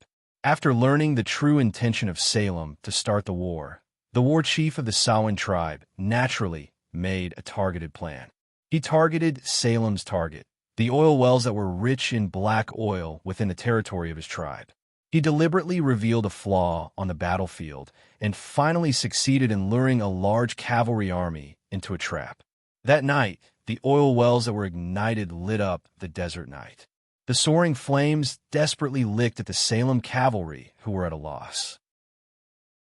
In less than an hourglass time, the army was completely wiped out. Only a few lucky ones risked their lives to rush out of the sea of fire and brought this disastrous news to their old king. Hadjar Alto, the chief of the Salem elves, who had the ambition to become the leader of all the desert elves, had not only lost a powerful arm on his path to becoming the Khan, but he had also lost his other son. This friend of Anda, who was 10 times more tenacious and brave than himself in the eyes of tongue-taker Brock, aged in an instant that night. The traces of his tears wetting his shirt were still eye-catching when he was summoned by Jun Xianzhao the next day. What was even more difficult for Brock to accept was the fact that he was arranged in the inner room of the Samhain tribe. Sheikh Samhain has learned about the matters related to Salem's blazing shadow beast from a merchant. Merchant, blazing shadow beast, related matters. These words deeply stabbed Brock's rock-hard heart. He knew that this mistake was leaked by him. He had to bear the main responsibility for the destruction of the tribal army and the loss of his beloved son in Anda. But when he told the truth and asked his chief for a quick death as punishment, his friend just said, "You accidentally hurt my other son in order to save one of my sons. I don't blame you. If you die, I will lose 2 close relatives in a day." Although Brock was forgiven by his friend, self-blame still gnawed at the heart of Tongue Taker. That night, he could no longer hold back and went to the golden tent to ask his old friend for an order. He wanted to personally hunt down the merchant who passed on the message. "After killing that Epicurus, I will assassinate the chief of the Samhain tribe. If he dies, that's good. If he doesn't, I will bring his head back and kill myself." Brock thought to himself as he walked to the entrance of the golden tent. But the moment he pushed open the golden tent's curtain, he saw a scene that made his eyes pop out of their sockets. His disciple, the only son of his friend, the son of the chief named Harknan, had stabbed a dagger into his old father's heart. When he saw his atrocity being exposed, Brock knew that he was far from being his master's opponent. But he didn't know that at that time, Brock was so heartbroken that he almost couldn't pick up his scimitar. The Kingslayer carefully avoided Brock's scimitar and sound spell, which were both out of standard, while shouting loudly. The elven chief wanted to be alone to calm down the guards of the golden tent who had just been sent away. That night, the god of luck must have favored that scoundrel. Just like his previous atrocities, he succeeded once again. And I became the sinner who killed the Khan according to him. Brock's tone was still calm, but the rib of the camel beast that was crushed in his hand revealed his true emotions at that moment. Chapter 97. In the golden tent in the center of the Salem tribe, the new tribal chief who had just been sworn in less than a month ago was entrenched in it. Perhaps in order to avoid a repeat of the tragedy that had happened here before, there were 2 small groups of tribal warriors waiting at the door. But unlike the former tribal chief Hagir, who could easily call out the names of the guards and gossip with them, the young king of the elven tribe always sat on the throne in the deepest part of the tent with a heavy heart. He would sit there for an entire day. Poor Harknan. He just lost his brother, who grew up with him, and then he lost his father, who sheltered him from the wind and rain. The warrior captain in charge of guarding the tent couldn't help but sigh. But then his thoughts were attracted by an eagle that was circling in the sky. This flying feathered beast was a common postman in the desert. It only needed some fresh meat to send a message across hundreds of miles to the people who needed it. After instructing the others to remain on guard, the warrior captain removed the sealed letter tube from the eagle's leg. In the process of doing this, he had been very careful of the big bird next to him, fearing that it would suddenly peck at him because it was hungry and treat him as food. He had a few unpleasant memories before, so he did not have a good impression of this bad-tempered postman. After checking the tube and confirming that the fire seal was still intact, the warrior captain handed over the task of feeding the eagle to the other warriors. He turned around and lifted the felt cloth in front of the golden tent and strode in. The new tribal chief was sitting on the throne in the deepest part of the tent, one hand supporting his forehead on the table in front of him. Sensing that someone had entered the tent, Harknan immediately stood up. When he saw the person's appearance, he put his hand down from the hilt of his scimitar beside him. "Great Khan, there's a message for you by Eagle." The warrior captain obviously saw Harknan's action, but he didn't panic. He still maintained a calm expression and presented the letter tube with both hands. After receiving permission to leave, the warrior captain bowed and left the slightly haggard tribal chief's golden tent. Harknan picked up a small knife that was specially used to open seals and carefully cleaned the seal on the edge of the tube. He gently knocked the tube and poured the letter on the table in front of him. To Chief Harknan. The words at the beginning of the letter made the young tribal chief quite unhappy. Harknan, who thought that he had inherited the power of the former Salem tribe leader Hajar Alto, naturally also inherited the ambition of becoming the common lord of all the desert elves. He still continued the tribe's habit of exaggerating the tribal chief by calling him Khan, but he didn't expect that in the end, his pride would be hurt by the villain's residents of the desert, Coptic Assassins Guild of Assassins. A letter, 2 pieces of news. One was a very ordinary good news, and the other was extremely bad news. The good news was that the respectable tailor shop had successfully killed Epicurus, the head of the Chamber of Commerce, and his head would be sent to the Salem tribe's golden tent in a few days. The bad news was that the other assassination commission had gone wrong. Brock, who was likely to make Harknan lose face, was rescued by an absolutely powerful person. The Assassins Guild of Assassins would send back the advance payment and compensation for the commission, as well as Epicurus' head. The angry young tribal chief threw the letter high, pulled out his scimitar, and cut the letter into 4 pieces before it fell to the ground. This was a combat skill taught to him by Brock. However, the warrior, whom Harknan wanted to take his head, could cut the letter into 16 pieces in the same time. Don't be blindly angry, especially when the anger comes from the emotion of fear. You have to remember that fear is the killer of the mind. Fear is the little god of death that brings complete destruction. A gentle voice sounded in the young chieftain's head. Although Harknan had tried to reject the voice's advice several times, in the end, he would be defeated by this kind of gentle voice and willingly follow its instructions. It was like this now when he stabbed his father, Khan Hajar Alto, or when he framed his master, Brock, with the crime of regicide. Although he had been persuaded by this voice too many times, Harknan still clearly remembered the scene when he first heard this voice. After being redeemed by his master from the Megalosaurus, he did not admit that he was defeated by a profit-seeking merchant. Harknan's self-esteem, which had been cultivated since childhood, suffered a huge blow.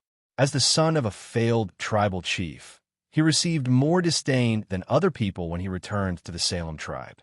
Although he did not suffer the punishment of being whipped because of his noble birth, this noble was still arranged to do some dirty and dangerous work that only lowly slaves were forced to do.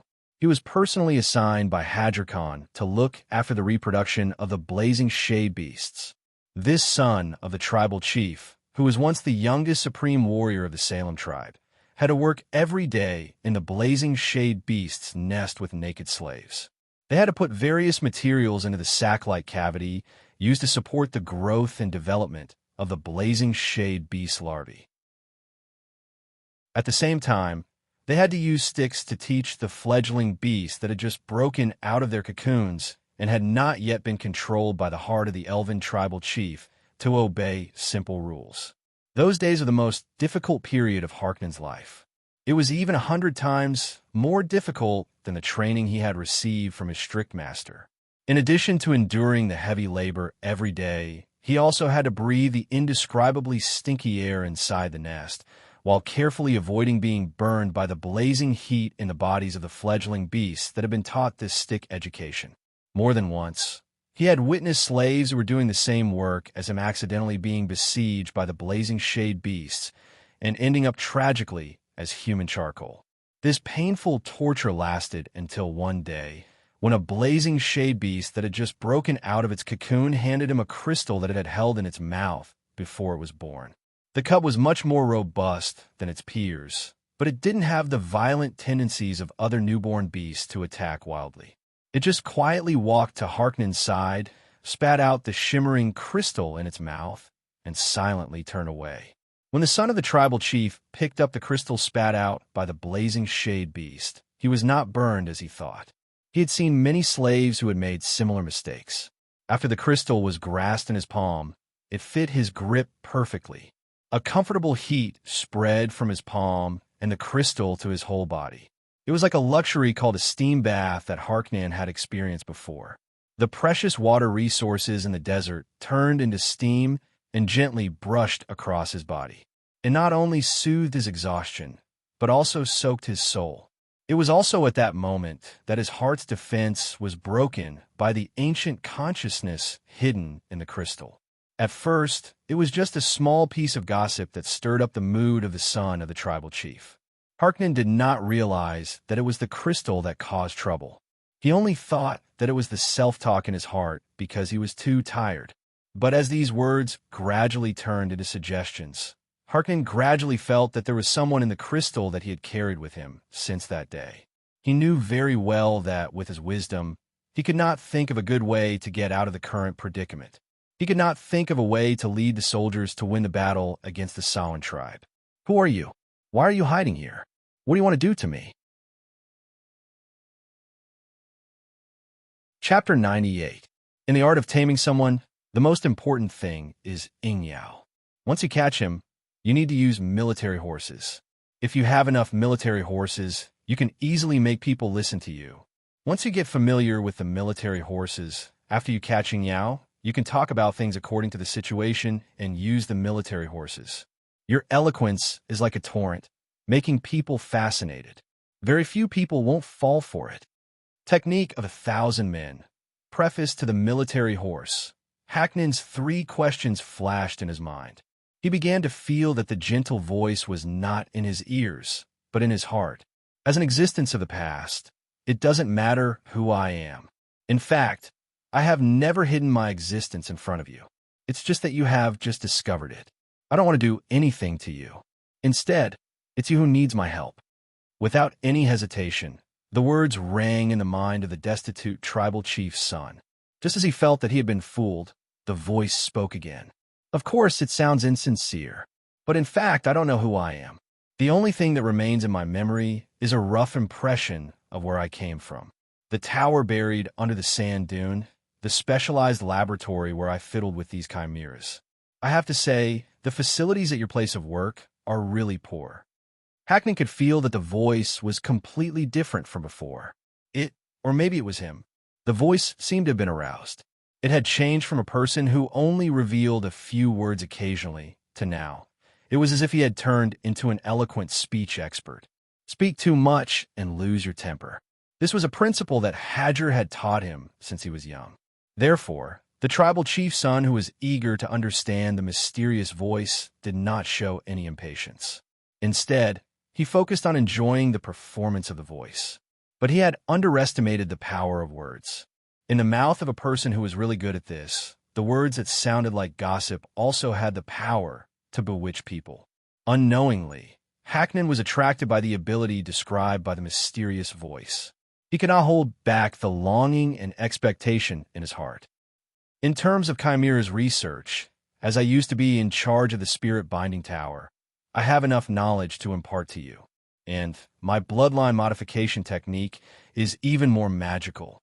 It can allow you to gain power in a very short period of time that others can never reach in their lifetime. The only thing you need to do is to help me find myself and find those memories that have been sealed or scattered. Of course, I admit that this is quite a challenge for you in your current situation, but I wouldn't be surprised if you refuse.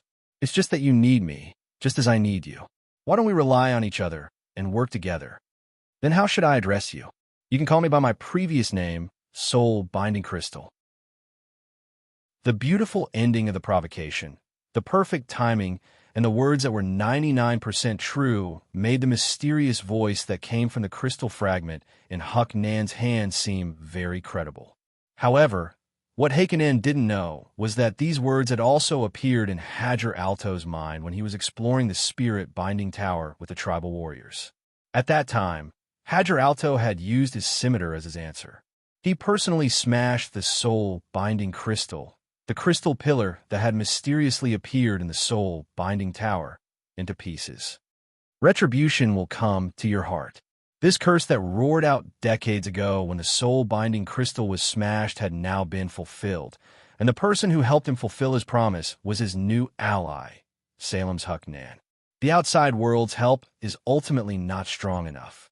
The only thing that can really solve a problem is the scimitar in your hand. But now, your scimitar is not sharp enough, and your hand is not strong enough to hold the scimitar. The soul-binding crystal that was made into a necklace on Huck Nan's neck flickered slightly, and the trickle-like words once again flowed into the heart of the young man who had the ambition to become the leader of all the desert elves. Accept my suggestion and undergo bloodline modification. Even the cowardly Hadger dared to try to fuse with the heart of the beasts. He dared to do it just because he found a research notebook in the soul-binding tower. With my help, there's no reason for you to continue being afraid. You must know that only by controlling the heart of the beast can you truly control the blazing shadow beasts. Those little guys will become your most powerful weapon. These words touched the young chieftain sitting in the depths of the golden tent. He rubbed the lacquer box in his hand and fell into deep thought. This lacquer box contained the heart of the beast that he had inherited from the person he had murdered. It was not that he had not considered listening to the soul-binding crystal suggestion before. It was just that in the last conversation with his father, he was told that the heart of the beast had a side effect of cutting off the ability to reproduce, which made him unable to make up his mind. If there is no present, then how can we grasp the future? The soul-binding crystal saw through Huck Nan's concerns. It could not understand the importance of reproduction for flesh and blood creatures, so it could not understand why such a greedy young man would remain so restrained in the face of power that was at his fingertips. However, as the great Detective Holmes said, eliminate all the impossible, and the rest, no matter how impossible it is still the truth. After the soul-binding crystal repeatedly thought about it, it finally found the loophole in its previous thinking. So this time, it decided to use a way of confusing concepts to persuade the young chieftain, who was actually very easy to accept the advice of others. There was no doubt that the wise soul-binding crystal had succeeded once again. This kind of success that kept pushing a person in the direction of its own set of plans actually gave the soul-binding crystal a magical item that should not have any emotions, a sense of accomplishment. This was very unusual. As a creation of the ancient soul-binding sorcerer, the soul-binding crystal was an extension of its creator's will. It did not have a consciousness of self. Although it could guide the operation of the soul-binding tower through the knowledge in its memory, it did not mean that it had that kind of powerful power. After the death of the ancient soul-binding sorcerer, although it could still bewitch others, it was only following the operations set by its creator. However, this magical item gradually had a consciousness of self in the hands of Huck Nan, and it gradually found that it had some fluctuations of emotions. The sensitive soul-binding crystal noticed the changes in itself. With the ability of this magical item to think, it dug out the core rules left behind by the soul-binding sorcerer. The creation of self and emotions symbolized the return of the great creator.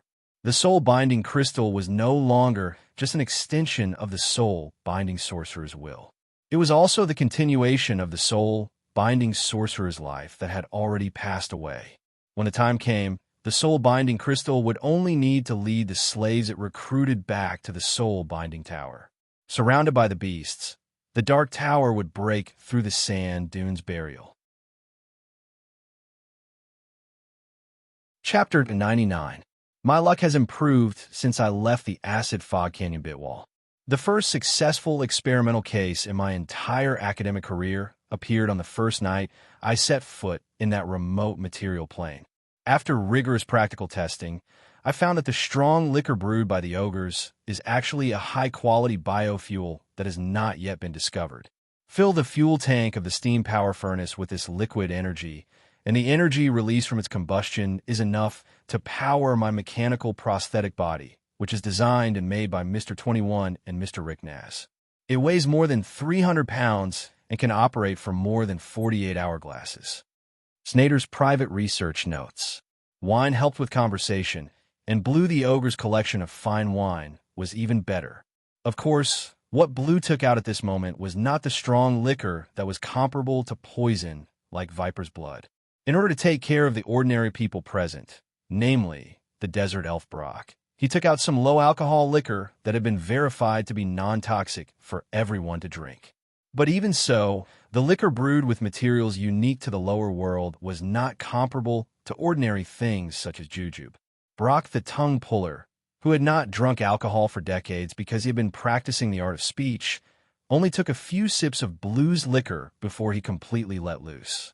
Under the stimulation of alcohol, the elf, who had been repressed for a long time, even revealed the past of playing with eagles and dogs with his and a friend when he was a child. While Brock was talking about the past, the others were not idle either. The variety of goods in the bazaar of Coptic City was far more abundant than anyone could imagine.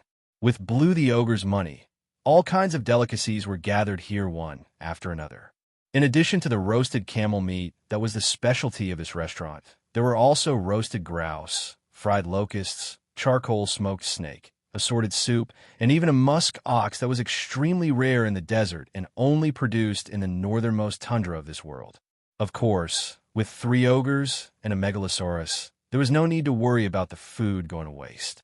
This dinner could be regarded as a welcoming feast for Keys and the 3 ogre brothers. It lasted from the evening of the day before to the morning of the next day. When they set foot on their journey again, the eternal blaze of the ash plain was already hanging directly above their heads. The elf who had fallen asleep after singing in the middle of the night was now placed in a pavilion on the back of a sand rhinoceros. The high noon temperature caused his body to excrete some sweat, taking away a large amount of drunkenness. Brock struggled to get up from the cushion. He used his hand to press on his forehead that was tingling from the hangover. It had been more than 50 years since he last drank so much. The last time he drank was when he officially became a supreme warrior and drank from Hadricon. Drink some morality potion. Mr. Witch Doctor said that it was His Excellency Keys who named it. So it's called energy potion. It will help people who are drunk. Following this sentence, which was not very fluent in the common language of the plane, the speaker put a small water bag in front of the hungover elf. Tongue taker, Brock's muscles bulged instinctively. He did not feel it clearly yesterday, but now that he was right beside him, the elf supreme warrior could easily sense that this human in a coarse gray robe was extraordinary. Brock's muscles were extremely smooth, and his posture and habits inadvertently revealed between his movements clearly showed that he was an expert in combat. Of course, Sacred Warrior Johnson was an expert. Few mortals were capable of injuring a demon lord and then escaping unscathed. However, he had now become one of Key's employees. In the future, he would have to pay off his debts by working in lieu of paying. After buying a few adult sand rhinoceroses in the livestock trading center of Coptic City, the young blue dragon and the 3 ogre brothers voted together against the objections of the majority. Only Snader disagreed. But in accordance with the principle of majority rule, the objection was invalid. They decided to disguise themselves as a caravan and set off for an adventure before returning to the dragon's lair to rest. As for the content of this adventure, it had something to do with the elf that Keys had saved yesterday. Sand rhinoceroses were a kind of giant camel commonly seen in desert caravans. In addition to their gentle nature and strong endurance, this kind of giant beast was also very heavy. Key's caravan consisted of a total of 6 sand rhinoceroses. One was responsible for storing the materials that Blue and Palu had bought in Coptic City. Another was shared by Sacred Warrior Johnson and the elf, Tongue Taker, who had just woken up from a hangover. Ogre Gourmet Blue and his Witch Doctor brother Palu shared him out. Ogre Blacksmith Nalu, who was extremely heavy, rode on one alone, and the last sand rhinoceros was the leader of the caravan. The young blue dragon, who had transformed into a human form, and the steampunk Demolik, who stayed in the pavilion on its back to direct the caravan's progress. This is the equivalent of the ransom that Brock gave me before. It's a map with the location of the soul binding sorcerer's laboratory. Keys opened his space belt and took out a brocade box with a map in it. Since Snade was a big shot in the field of magic, he had to consult an expert. I've checked the map. There's only a simple magic circle of the School of Defense on it. It's only used to protect the map from damage. The mechanical prosthetic arm took over the brocade box and took out the map. The half-lich Snade gently stroked the edge of the map with his finger. After a while, He found a thin fiber in a place that even Quest hadn't noticed before. "What's this?" Keyes looked at the thing that his magic consultant had found and asked curiously. Sneyd used 2 other small spells to identify it. After repeatedly confirming it, he replied, "This is Wraith Thread. To be precise, it's about 1/10 of the thickness of the Wraith Thread. As the name suggests, Wraith Thread is a thread-like material extracted from the wraith of a person with a strong obsession after his death. At the same time, it's also a necessary casting material for several relatively obscure school of necromancy spells. During the casting process, Wraith Thread can play the role of solidifying the obsession. After solidifying the obsession, the caster can once again use it as a carrier to directly affect the target's behavior." After listening to Sneyd's explanation, Keyes doubtfully asked, "But I've checked it with many detection spells before. Except for the simple magic circle of the School of Defense, there's no other magic fluctuation at all. This is precisely the brilliance of the person who cast this spell. The Wraith Thread that I just found is only 1/10 of the normal diameter. Even if you carefully observe it, it's easy to mistake it for a fiber burr on the map scroll. The reason for this was that the enchanted map had been unraveled layer by someone. I have to say that this method is very ingenious. It not only destroys the original casting material, but also makes it impossible to effectively detect the spell that was previously attached to it. At the same time, it also very covertly separates the Wraith Threads that carry the obsession and adds them to about 10 brand new maps. The Demolic, who was patiently explaining the delicate design of the map, did not do anything else. He just controlled the mechanical artificial body to pick up the slightly thin parchment scroll and gently shook it. The magic map that tongue taker Brock needed to use the Dagger of Souls to harvest a living person's life to activate instantly came alive. Lines that looked like blood vessels emerged from the scroll, outlining a path that led to the ancient soul binding sorcerer's research laboratory. Obviously, this is a trap. These maps are very likely to be spread by the soul binding sorcerer himself. His purpose is to lure more people to his laboratory. The steampunk Demolic, who only lacked a pipe in his mouth, said with certainty, "Although I don't know the origin of the soul binding sorcerer, according to your description, I can roughly guess that this kind of caster is somewhat similar to the evil sorcerer. Making chimeras is just a means to explore the mystery of the secret, not the final goal.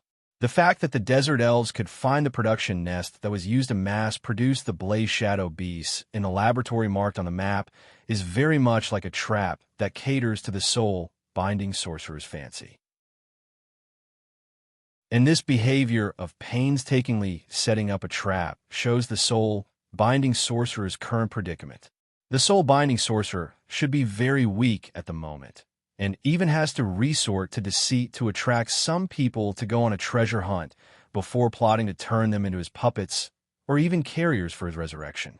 Sneyd's words had indeed enlightened Keyes. The situation of ants bullying a tiger, a stubborn stone triumphing over a diamond, was not common in the multiverse. How could a few ordinary desert elves escape from the various countermeasures of a powerful soul binding sorcerer's research laboratory? Come on, they were not the main characters of the story.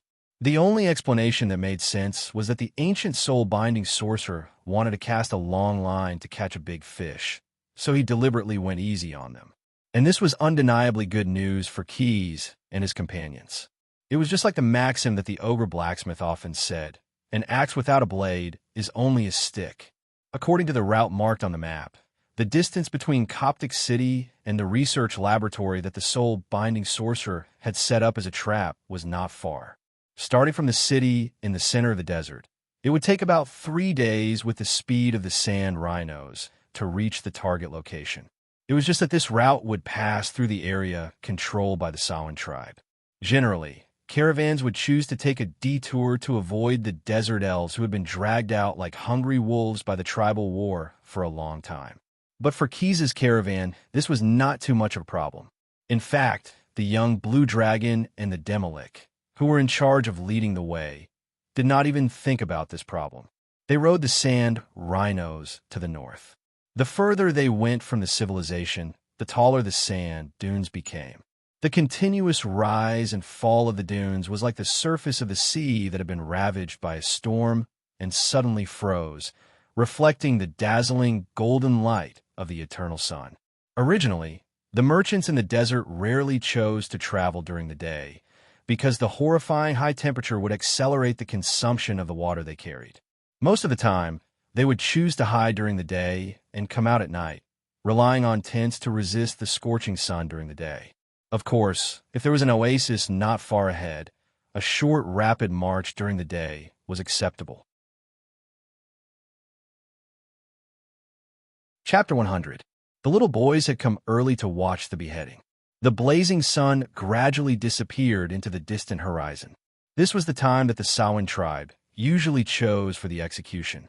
As the people of the desert, out of respect for the blazing sun hanging high in the sky, the Sawan people were rarely willing to let blood stain the sand under the sun unless it was during a battle. Groups of boys did not hesitate to give up dinner and sneak out of the tent. Most of them were barefoot and stepped on the sand quietly without making any sound, like leopard cats. At this age, the desert elf boys would scoff at everything that their elders valued. They despised and mocked all beautiful things. When they saw a cripple who had broken his leg in the war, they would laugh and taunt him from afar. If they saw an injured animal, they would kill it with a stone and take it home for dinner. They would brag about their injuries, be proud of their scars, and maintain a special respect for the disabled. A boy who was missing a little finger could become their leader. They loved violence. When they passed by the houses of the supreme warriors in the tribe, they would always look at the skulls pierced on the spikes with adoring eyes. As for the execution of the beheading personally ordered by the chief, they would never miss the opportunity to feast their eyes on it. However, unlike the eager desert elf children, Epicurus, who was the one being punished, felt like a year at this time. The great merchant who believed that war always affects trade, except for the trade of weapons, never thought that his trading partner would choose to pay with a sword when he was unable to pay his debts. The day before yesterday, this discerning merchant brought carefully selected goods to sell to his regular customers. As a discount for his regular customers, he did not even charge the previous fee for providing important information. But who would have thought that the desert elf chief, in addition to his wallet being emptied by the tribal war that lasted for 2 years, also had a huge deficit in his personal integrity? There was no trial, no questioning. Epicurus, a merchant who came with enough sincerity, was sent to prison and would be hanged the next day with just one sentence. The greedy merchant who insulted the great Sawan tribe will be severely punished. Not only did he deprive the merchant of a chance to appeal, but he also prevented him from uttering a single curse. Under the orders of the chief of the Zazan tribe, the merchant and his servants were all put on a bit that was usually used to control livestock. As Sawan's court, this oasis was like a huge piece of jade lying in the middle of the desert. The lake, which was a few miles wide, was like a sapphire embedded in the jade, shining brilliantly under the afterglow of the setting sun. The tents of the Sawan tribesmen were set up around the lake with abundant water plants, hidden between small patches of palm trees. When a young blue dragon's caravan traveled for nearly 2 days and 1 night, they needed to find a place for the sand rhinos to rest for the night. After climbing over a small sand dune, the oasis appeared in front of everyone's eyes. Just as they saw the oasis at a glance, some people also saw the caravan climbing over the sand dune at a glance. Sawan's sentries, who were in charge of guarding the oasis, immediately surrounded the caravan when they saw it. Keys knew that his trick of disguising himself as a caravan would not fool people with good eyesight. The caravan did not have common beasts such as camels or horses that were more cost-effective. The expensive sand rhinos were only used as mounts and did not carry large amounts of goods. As merchants, there were many shortcomings in their dressing. Except for Jason, no one was wearing the white linen shirt that desert merchants often wore. The ogres and the steampunk half-liches could not wear it due to their size. The elf Brock did not bother to dress up as a merchant, and the young blue dragon was simply too lazy to change his clothes. In addition, all kinds of excellent weapons and equipment were placed in conspicuous places, making everyone look more like bandits than merchants. These were enough to make people suspicious, but at the same time, they were also intimidating. The sentries of Samhain's tribe rode on a kind of mount called moa. This was an omnivorous bipedal land bird that lived in the desert. Because of its wide forked claws, it would not sink when walking on the sand, and its pace was as fast as flying. In just a moment, the Samhain sentries arrived in front of the caravan. Seeing that the group was dressed a little strangely and was obviously not easy to get along with, the leader of this group of Samhain's elven warriors made a gesture behind his back. He asked a few people in the group to leave first and call more people over before he opened his mouth to interrogate them. The language of the desert elves was quite different from the common language of this world. Keys, who was too lazy to use glib words, simply asked Brock and the group to negotiate. The young blue dragon sized up the dozen Moa knights that surrounded the caravan. He found that the weapons used by these desert elves were quite primitive. Not only the arrowheads of the bows and the tips of the spears, but even the scimitars in the hands of some of the knights were made of flint. This was actually a normal occurrence, except for the human city-states of the Medici Empire, which had the ability to smelt iron and forge steel. Other desert tribes rarely saw steel standard weapons. Usually, only those with extremely high statuses or warriors who were especially brave and skilled in battle were qualified to obtain an iron machete. There were very few ogre brothers like the 3 ogre brothers that Kith had encountered in the beginning, who were equipped with decent equipment. As a desert elf, Brock naturally had no problem communicating with the Samhain sentries. Under careful concealment, the other party did not notice that this fellow's words had the accent of the Samhain's archenemy, the Salem tribe. He knew very well that they did not look like the tongue cutters of the caravan at all, so he did not bother to explain this problem. In fact, he repeatedly emphasized that this team was not merchants, but an extremely honorable mercenary group that relied on their true abilities to make a living. This was the work that the wandering warriors in the desert often did, but under special circumstances, they would occasionally act as bandits. The desert elves did not reject the mercenary group, and some small tribes were also engaged in this kind of work. After getting a reasonable explanation, the leader of the sentries recognized the identity of Keys and the others. Of course, this was also due to the small bag of silver that Brock had subtly handed over. After the alert was lifted, the sentries dispersed one after another, leaving only 2 riders, including the captain, to escort the team to the oasis. Blatch told them that after replenishing their water supply and purchasing food, they would bypass the central lake and head to the other side of the oasis to set up camp and rest for the night. After that, they would immediately depart and ensure that they wouldn't cause any more trouble. In order to show his sincerity, he once again gave the leader of the sentries a small bag of silver as a reward for acting as a shopping guide for the team. With the money leading the way, the 6 sand rhinos smoothly carried the team to the oasis where the Samhain Palace was located. At this time, the blazing sun on the horizon had almost completely disappeared. The prisoners who had been released from the prison fence were pushed to the periphery of the oasis by the warriors. The slightest resistance would be met with a vicious beating from the scabbard. A dozen vultures, who had long been familiar with this place, were already hovering in the sky, waiting for the opportunity to land and taste the banquet given by death. Unlike the vultures who were flying in the sky, the uninvited sand hyenas, who were also attracted by the banquet, were mercilessly expelled by the warriors due to the consideration that there would be nobles and children who might come to join in the fun. Riding a black 6-legged horse, the chief of the Samhain tribe came here with his attendant warriors from the Golden Tent. This desert elf, Noble, cherished this opportunity to appear in front of his tribesmen very much. He, who was over 70 years old, still sat upright on the horse's back.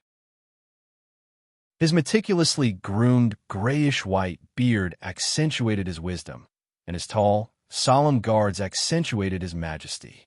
However, what satisfied him the most was the rusty ancestral armor on his body. But as long as a military expert like Neru the Ogre who knew the art of war came closer to take a look, he would find that the rust was actually a kind of waxy texture that took a lot of time to render. Where this armor, the future king of Samhain. This was what his grandfather had said to tease him. Now that he thought about it, the desert elf chief had a rich aftertaste. Seeing my poor appearance, my tribesmen will love me. This is the banner that belongs to me. Of course, if he wanted to become a qualified king, it was far from enough to be loved by his tribesmen.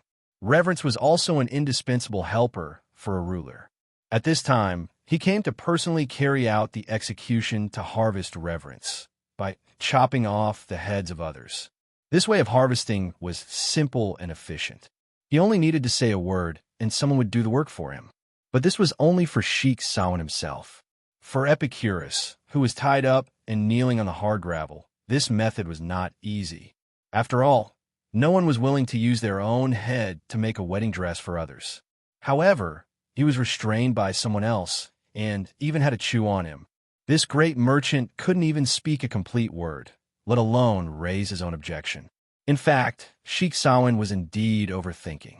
At this time, the great merchant did not have the courage to curse at him.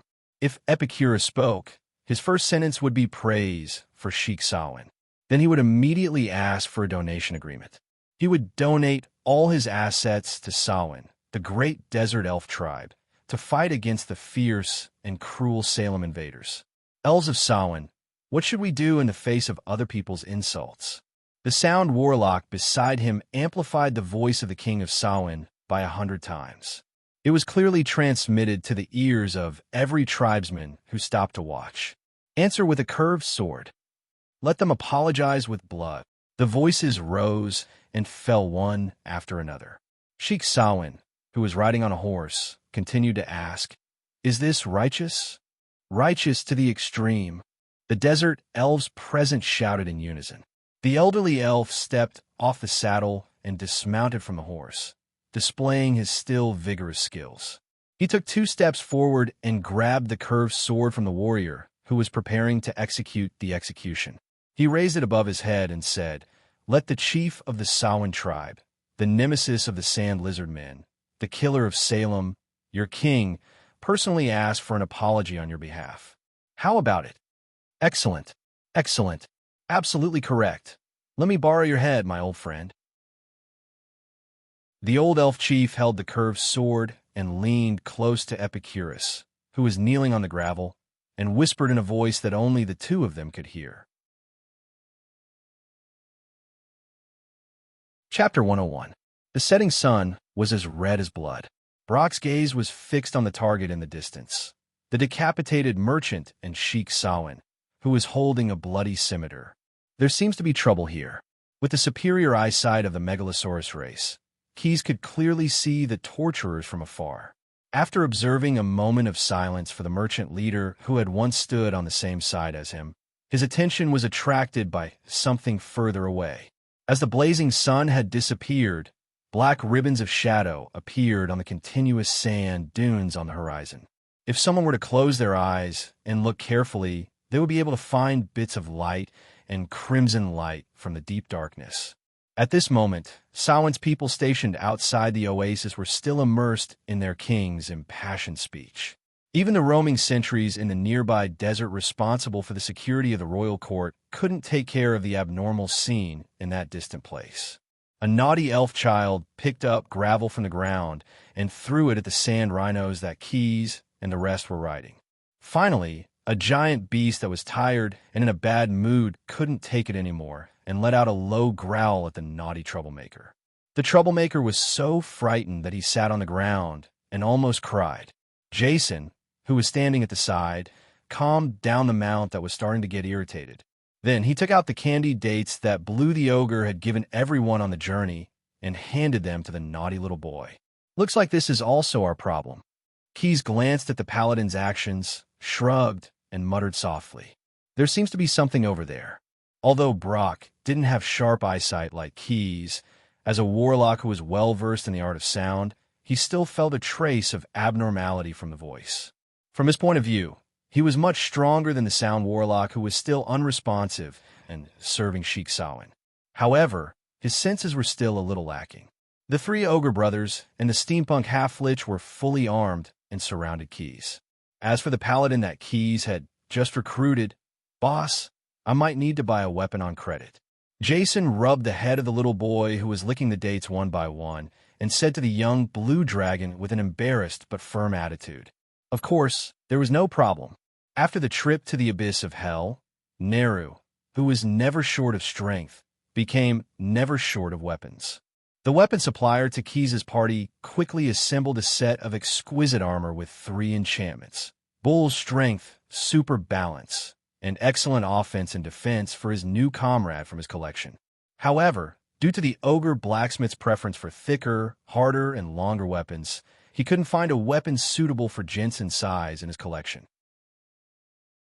In the end, the paladin could only make do with a forged horse-chopping sword that was more than 5 feet long and needed to be held with both hands. Fortunately, he had enough strength, and with the addition of the Bull's strength spell on the armor, it was not difficult to use this weapon to fight for a period of time. Do you also need to upgrade your equipment? Keys looked at Tongue Taker, Brock, and waved the adamantine scythe in his hand twice. After testing the feeling of chopping, he kindly reminded him, "After all, there will be a battle later, and it might not be easy for you." The stubborn desert elf pulled out 2 scimitars and knocked the backs of the scimitars against each other. He replied with a slightly arrogant tone, "It's still easier to partner up with an old friend." Without further persuasion, the young blue dragon signaled to his spell consultant with his eyes. Snade, who understood tacitly, raised his mechanical prosthetic hands. After a few gestures, he added 2 temporary spell effects to Brock's 2 old friends that strengthened their hardness and sharpness. The desert elf didn't refuse this help. As a spellcaster who was also a sound warlock, he bowed to Snade in a way that mages expressed their gratitude. The steampunk half-lich also bowed in return. The patrol captain, who had been following and monitoring them, was shocked by the strange behavior of these rich people and the luxurious equipment of the entire team. The ogre, who claimed to be a wandering warrior, casually gave expensive weapons and equipment to his teammates. The ogre, who could afford to wear full body armor, the desert elf naturally did not understand the Akatsuki steampunk culture, looked like a human aristocrat, and was actually a mage who could control mysterious energy. "What do you want?" The patrol captain pointed his spear at Keys and the others. His deliberately louder roar attracted the attention of some tribal herdsmen. Some tribal warriors even took out their own weapons and quietly surrounded them. The young blue dragon calmly walked to the tip of the patrol captain's flint spear and smiled. "We want to fight, but don't worry for now. Our opponents are not you, but those." Keys' adamantine scythe suddenly slashed in front of the patrol captain, and before the patrol captain could react, his spear was cut in 2. Looking in the direction of the fallen spear and the sharp blade held by the unusually tall and burly young man in front of him, in the darkness of the night that was about to fall, in the gaps of the light from the bonfires of the Oasis tribesmen, he could still vaguely see several small red dots on the distant sand dunes. What is that? Blazing shadow beasts. To be precise, it should be a group of blazing shadow beasts. Keys looked back at Brock, revealing a look that seemed to be both asking and understanding. The former number 1 warrior of the Salem Desert Elf tribe fell into silence due to confusion. As the core member of the Blazing Shadow Beasts project, Brock understood this creature better than his own disciple. This kind of war weapon must be controlled by an artificial organ called the Heart of Beasts. If it was used without any control, this weapon would cause more damage to Salem than to its enemies. This organ needed to be synthesized in the human body to be effective, and it was the only way to completely control the Blazing Shadow Beasts. Brock knew very well what price Hadger Khan Alto had paid and what kind of pain he had suffered. The process could really be called a narrow escape. He did not know if the Heart of Beasts that had been successfully integrated would still be active after being taken out of the body. However, based on his understanding of the strength of Hadger's body and the abilities of the other researchers in Salem, Brock found it hard to believe that his disciple could accomplish the results of his Anda friend Hadger's 10 years of hard work in just a few months. The desert elf held his blade with both hands and said calmly, "Let's fight and we'll know." The people of the Sawan tribe, who were still wandering around the execution site, also noticed the group of red flashes coming from afar in the dark night. The Sound Warlock standing beside the chief reminded his king, "We can't stay here for long. Quickly gather the warriors in the tribe. I can already hear the sound of death in the wind." The elderly elven chief nodded and pointed at the trumpet guard. The young elven warrior hurriedly put the horn on his back to his mouth and blew it with all his might. "It's a little late to leave now. Gather all the warriors of the tribe. I want to experience it myself." Sheik Sawin threw back the scimitar that he had taken from the executioner and pulled out the refined steel blade at his waist. He stroked the cloud patterns on the side of the scimitar and glanced at the decapitated Epicurus lying on the ground. He said calmly, "A friend has already told me about Salem's new weapon." Chapter 102. To the people of Salem, the blazing shade beast was something new. These desert elven warriors had not seen this new weapon before. In comparison, the scimitars in their hands and the horses under them made them feel more at ease. Similarly, the dead Hadralto had also considered the question of, should we expose this strange biological weapon to the world? In fact, this question had been bothering him for a long time.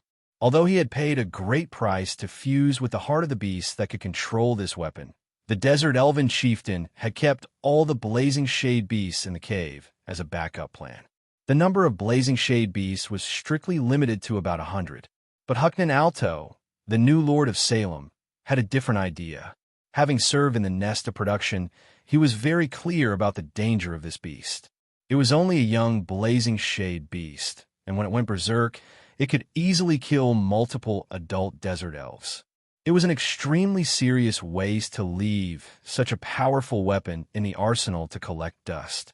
Furthermore, Huck Keenan was in dire need of an unprecedented victory right now. He needed this to establish his authority and gain the recognition of all the desert elves as the self-proclaimed Khan. He also needed to satisfy the requirements of the soul-binding crystal. It was because of the above considerations that Hucknan finally decided to let the blazing shade beast appear on this dark night, with the enemy of Salem as the audience, to get cheers from them. With the help of the soul-binding crystal, he was able to fuse the heart of the beast into his body in just one day. Unlike his father's choice, Hucknan did not transplant the beast's heart into his arm. According to the soul-binding crystal, this was purely a waste of the heart of the beast's effect. The desert elf cut open his own chest and cruelly placed it on his young heart. Then, according to the instructions of the soul-binding crystal, after chanting a few simple incantations to activate it, the power of the heart of the beast was completely released. Although Hucknan fainted in a few breaths due to the lack of blood, when the blazing shade primordial blood accumulated in the beast's heart flowed through the connected blood vessels into his limbs and bones, the young desert elf was instantly awakened by a warm current. When he opened his eyes, the wound that he had just ruthlessly cut open had already healed. His fingers stroked the scarlet scab on the healed wound, and Huck Keenan could clearly feel the pulse inside his body. It was a kind of power that was like an explosive flame, as well as an irresistible desire for blood and slaughter that was born in the depths of his heart. The beast has awakened. The soul-binding crystal made the final conclusion to the evolution process of this ambitious desert elf. Huck Keenan had already completely thrown away any trace of remorse he had for killing his father and framing his teacher. At this moment, he only wanted to show the world the power he had just obtained and spread the great terror to all the lands he could reach. Men! The new lord of Salem let out a roar that was louder than a beast's. His voice could be heard even deep underground where the tribe reared the blaze shadow beasts. Gather the blaze shadow beasts and set off immediately. We will arrive tonight. When the sun rises tomorrow, I want to drink in the golden tent of the Samhain people. Due to transportation and resources, the distance between the warring parties in this world was rarely more than a day's journey on horseback. Most of the time, the tribal wars in the desert would be decided within a few days. Like Samhain and Salem, who have been fighting for nearly 2 years, it could be said to be a rare occurrence in 100 years. After a long battle, The two sides were familiar with each other's routines. Under normal circumstances, the confrontation between the two tribes was a ritual war. At a specific time, the army would be sent out to fight. As for the surprise attack tactics, both sides, as desert nomads, naturally had a lot of anti-surprise preparations. For example, the patrol system. As the name implied, the patrol was a guerrilla sentry.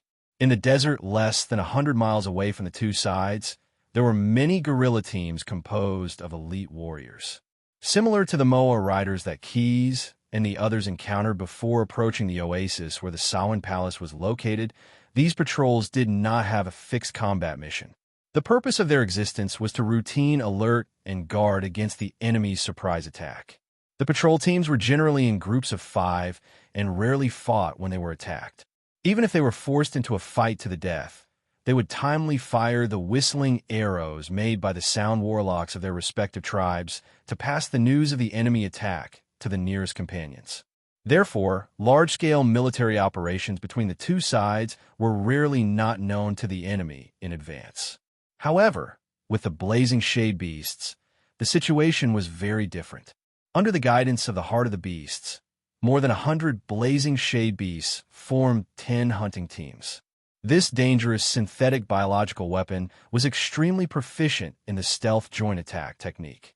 They could quickly dig in the sand, lurk to the side of the Samhain sentries, and then launch a surprise attack. The blazing shade beasts would first attack the Samhain riders on the back of the mounts. The beasts that rushed out of the sand would instantly pounce on the riders and kiss their throats. As for the Moas, they would be taken care of in the next wave of attacks. If the mounts did not die and turn to flee, with the leg strength of these synthetic beasts, they would be able to catch up to their prey in a few breaths of time and burn them to ashes with the blazing flames that gushed out of their bellies. Murder and arson, they were experts. In this way, the blazing shade beasts killed all the way, and none of the sentries escaped to report. Salem's army arrived near the Samhain's court shortly after nightfall. Only 2,000 Salem sergeants followed the blazing shade beasts because it took at least a full day for the tribal warriors of the desert elves to gather. For the young chieftain who had just taken over and had yet to establish his personal prestige, it would take a little longer. Harkonnen, who had long been unable to restrain himself, was naturally unwilling to endure the pain of the burning blood in his heart. Therefore, he only brought his personal warriors along. The ink-black night hid the tracks of the surprise army well.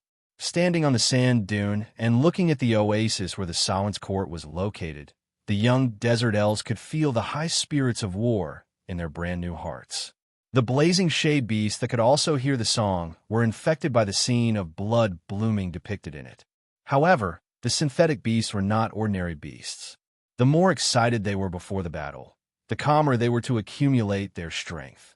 The heat storage organs exposed on the surface of their bodies were gradually compressed by the muscles that gradually tightened. The light that was originally somewhat dazzling at a close distance became much dimmer. After the blazing shade beasts finished drinking, the personal warriors moved the special food troughs made of whole cowhide leather and filled with black oil to the rear of the team. Harkonnen pulled out the sickle-edged sword he was used to using and slashed forward. The young king of Salem gave his order in a tone that could not be questioned. All troops attacked.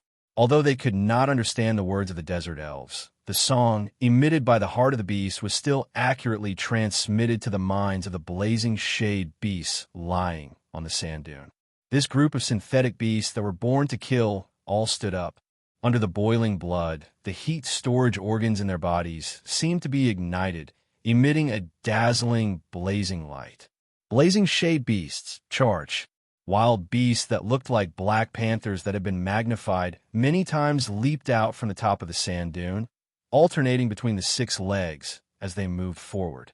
In the pitch-black night, they used the vast desert as a picture scroll, drawing winding straight lines that dragged the light along the path. Key stood on the back of sleeping sand rhino and looked into the distance.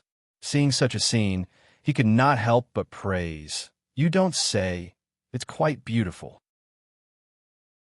In order to prevent the sand rhinos from exploding due to fright, the ogre witch doctor gave them some hypnotic potions. At this time, these huge camel beasts had all fallen into a deep sleep. Unlike the calmness of Keys and the others, the Samhain Palace oasis was now a boiling cauldron of voices.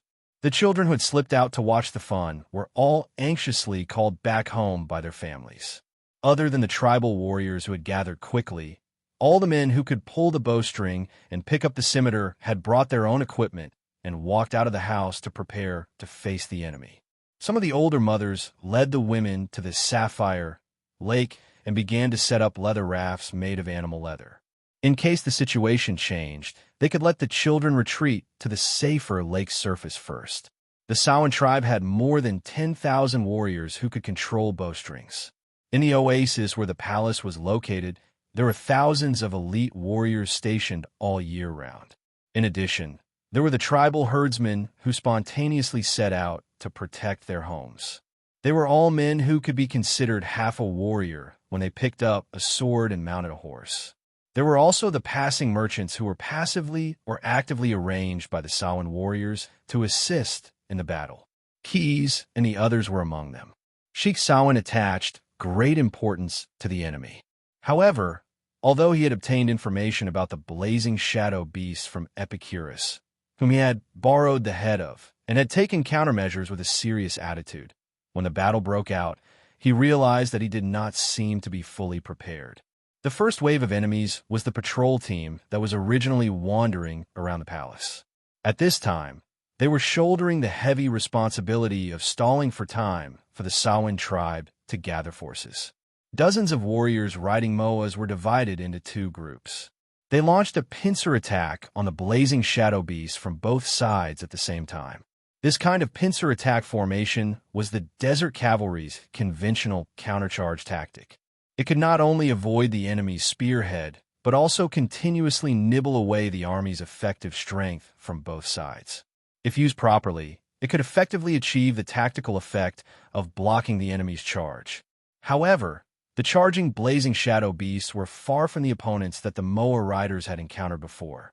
Not only did this group of synthetic beasts have a natural understanding of tactics that exceeded that of ordinary military commanders, but they also had the powerful strength to ensure that their mission could be completed, as well as the courage to face death with equanimity. The main force of more than 100 blazing shadow beasts did not change. They still maintained the charging formation. On the other hand, two squads with 10 blazing shadow beasts as a group were divided into two squads on both sides. Aiming at the Moa bird riders who were charging at them from the flanks, they launched a sniping operation that seemed to be more appropriate to describe it as hunting. Some blazing shadow beasts ran directly into the sand halfway, while others were still running with all their might, attracting the attention of the Moa riders. Not long after, the scene of murder and arson that had happened in the desert before was repeated.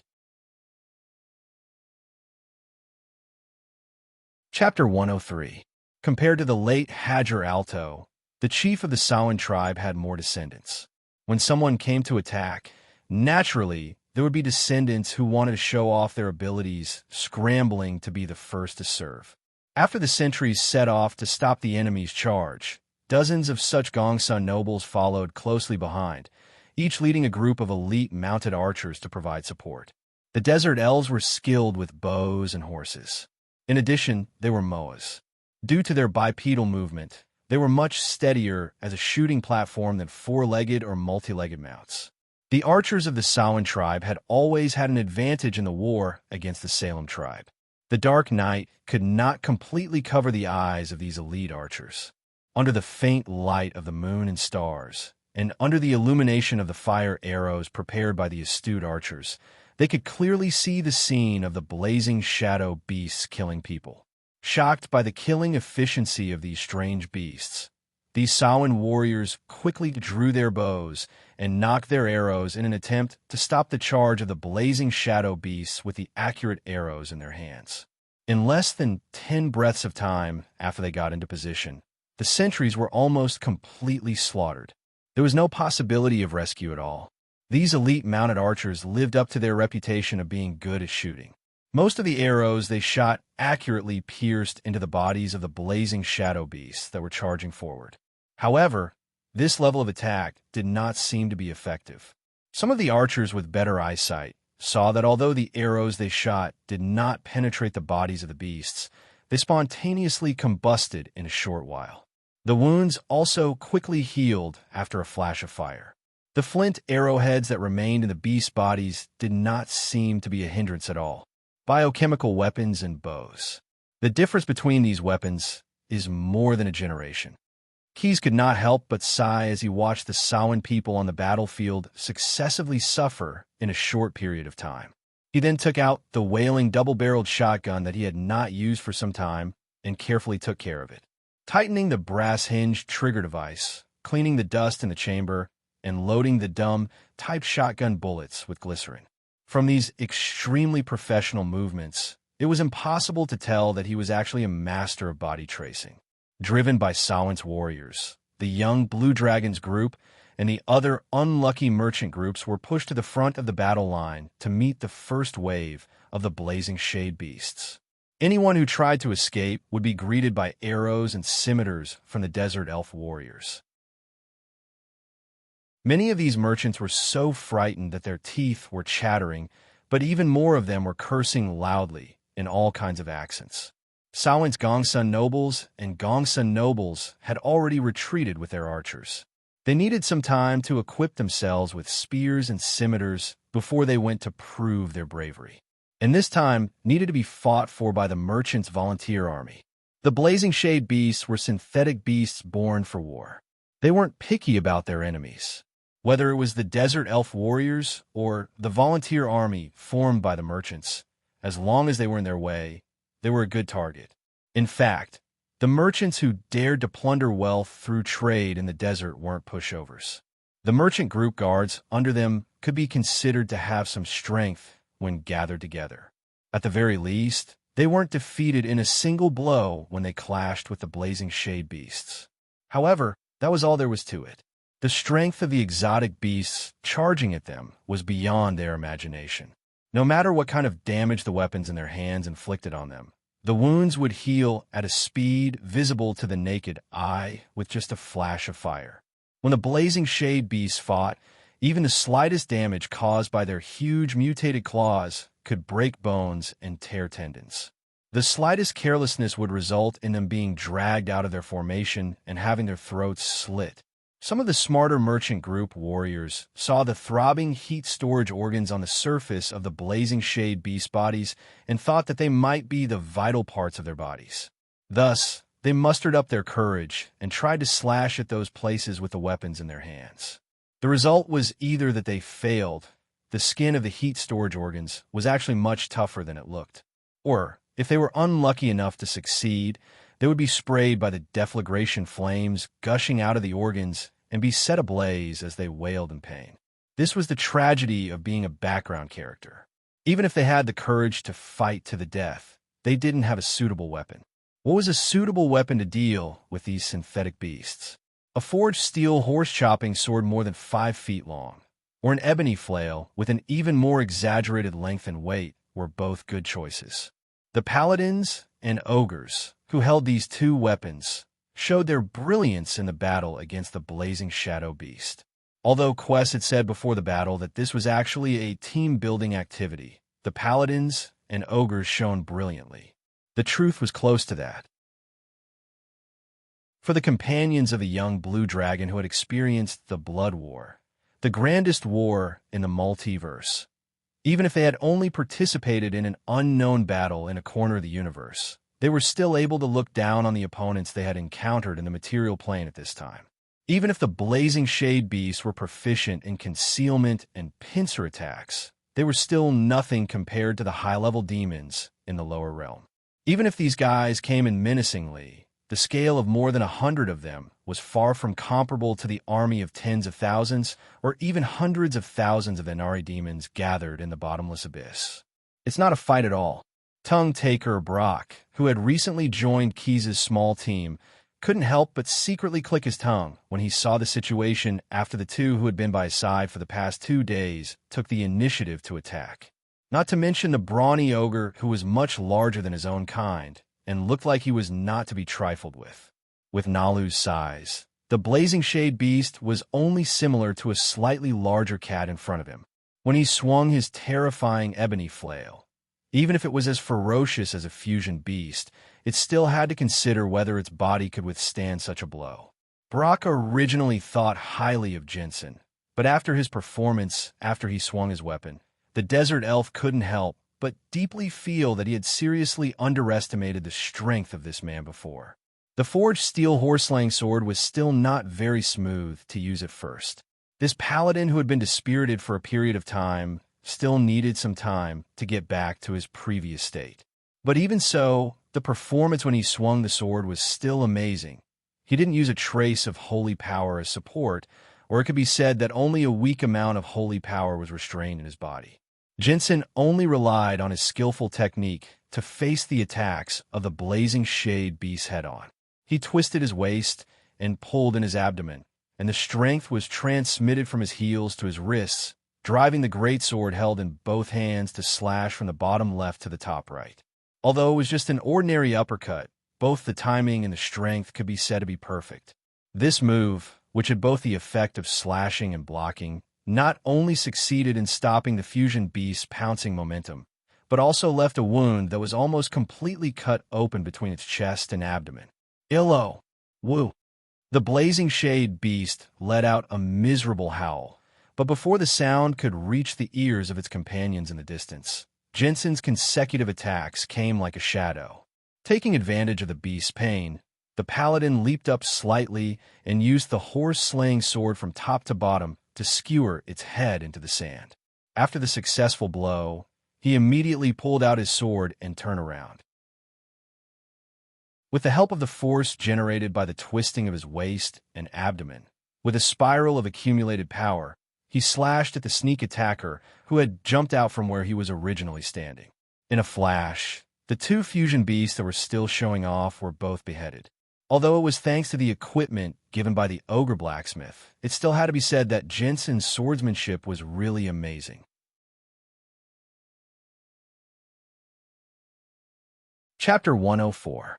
Unlike the dazzling fighting style of the ogre Neru and the paladin Jensen, the tongue taker did not have any outstanding performance after joining the battle. This desert elf supreme warrior, who was good at using dual swords, carefully controlled his weapons and constantly wandered between the battle groups. He did not use the sound technique to fight because it was very likely to expose him. Although it was still uncertain whether Hucknan had successfully merged with the heart of the beasts, it was very likely that this tyrannical patricide was hiding not far away at this moment, secretly observing the situation here. As expected, at this moment, Hucknan was indeed leading the six-legged horse and standing on the sand dune. Originally, the young chief of the Salem tribe was prepared to lead his personal warriors to attack the Samhain king standing under the banner of the Great Banner after observing the enemy's tactical formation. In his expectation, the Samhain army should soon collapse under the attack of the blazing shadow beasts. However, some small troubles affected Hucknan's decision. Because of the transplanting of the heart of the beasts, an inexplicable bond had appeared between him and the blazing shadow beasts. In fact, not only could he control the blazing shadow beast through this connection, but the blazing shadow beast could also influence him through this connection. At this time, the fusion beasts came out in full force, and they passed this emotion to Hucknan. The heart of the beast in his chest also accelerated because of this, and the blazing shadow, primordial blood, rushed through his blood vessels to his limbs and bones. This sudden change shocked Hucknan. The young desert elf chief did not even have time to pay attention to the situation on the battlefield. He did not notice that the blazing shadow beasts were facing a tough obstacle at this time. In fact, he had encountered the violent ogre when he robbed a caravan before. Hucknan's palm suppressed the beating of the heart of the beasts. The strength was so great that he even dug out the enamel decoration on his chest armor. Don't be nervous. Just let the other warriors attack first, and then follow the heart of the beasts. The words of the soul-binding crystal came like timely rain, calming Hakkinen down a little. He He regained his spirit and gave a new order to his personal warriors behind him. Charge to the death. The target is the false king of Samhain. Attack. This time, the young Salem elf chieftain tightened his grip on his sword, unlike how he always took the lead when he launched the charge to the death. As for the group of blazing shadow beasts at this time, due to the severe warning from Quest Team and the Merchant's Revolutionary Army, these smart fusion beasts immediately scattered and gave up on this difficult bone to chew. For them, their desire to kill would eventually yield to their tactical goals. Compared to the Merchant's rebel army, that had a group of true monsters, the true goal of the blazing shadow beasts was to disrupt the Samhain elven formation that had already gathered and eliminate the tribe's living forces. Without the guidance of the heart of the beasts, these battlefield hunters who were well-versed in the art of avoiding the enemy's main force and attacking the enemy's weak points sneaked into the sand in batches. Quickly leave this place. The merchants in the rebel army raised their arms and shouted. With the retreat of the blazing shadow beasts, the pressure on them was greatly reduced. The quick-witted ones immediately seized this opportunity to call for everyone to escape from this troublesome place. The Samhain elven army began to be attacked by the blazing shadow beasts. Exhausted from dealing with them, they could not spare any manpower to intercept the fleeing merchants. At the same time, Hakkinen charge to the death also came unexpectedly. The horse team swept over from afar and plunged straight into the Samhain elven formation, their vanguard pointing directly at the big banner in the middle of the formation. Because the camel beasts that the warriors of the Samhain and Salem tribes rode were different, the fusion beasts did not have to worry about accidentally injuring their allies. Although they did not have the concept of allies, they had just suffered a great loss under the hands of Key's companions. They rushed out of the sand and launched a retaliatory attack on the Samhain elves. With a surprise attack, relying on the weight and the grip of the aberration's forelimbs, they could often instantly drag the Moa riders and their birds into the sand pit beneath them. The riders who were ambushed did not even have time to react before their lives were reaped by the sharp claws and teeth. What's more, where the Samhain warriors gathered together, there would often be a few blazing shadow beasts gathered together. The heat storage organs on their bodies were agitated, pumping out large amounts of blazing flames to break through the surface of the sand. Blood and flames. The Samhain warriors experienced the pain with their own eyes. Blood and flames. The blazing shadow beasts could enjoy a feast of slaughter. "Old elf, you seem to need a little help." A voice came from behind the chief of the Samhain tribe, who was frowning because of the situation on the battlefield. After digesting and analyzing the ancient power dragon scales, the young blue dragon had obtained many of the abilities of the legendary Megalosaurus. Now, even if he did not use spells, he could achieve the effect of high-level invisibility just by controlling the refraction of light. This made Keys, who could only use the Kang stealth route, become a stealth expert comparable to the top rogues. With this unique skill, he easily walked step by step to the center of the Samhain tribe's formation without anyone noticing. Quest didn't forget about his disguise, and this was the perfect opportunity for him to do some marketing. How could he give up such a good opportunity when he had not had enough fun role-playing? If he wanted to do business, he had to find the right customer. So after asking, Keys' figure appeared out of thin air in a flash. This made the guards and the sound warlocks standing beside the chief of the elf tribe turn pale with fright. It looked like they were going to join forces to attack this door-to-door salesman if there was any disagreement. The Zazan chieftain was the only one who remained calm. This old desert elf had the wisdom and experience that time had given him. He knew very well that if such a master who could silently sneak up to him just wanted to take his life, he would have succeeded long ago. "Who are you? Why are you here?"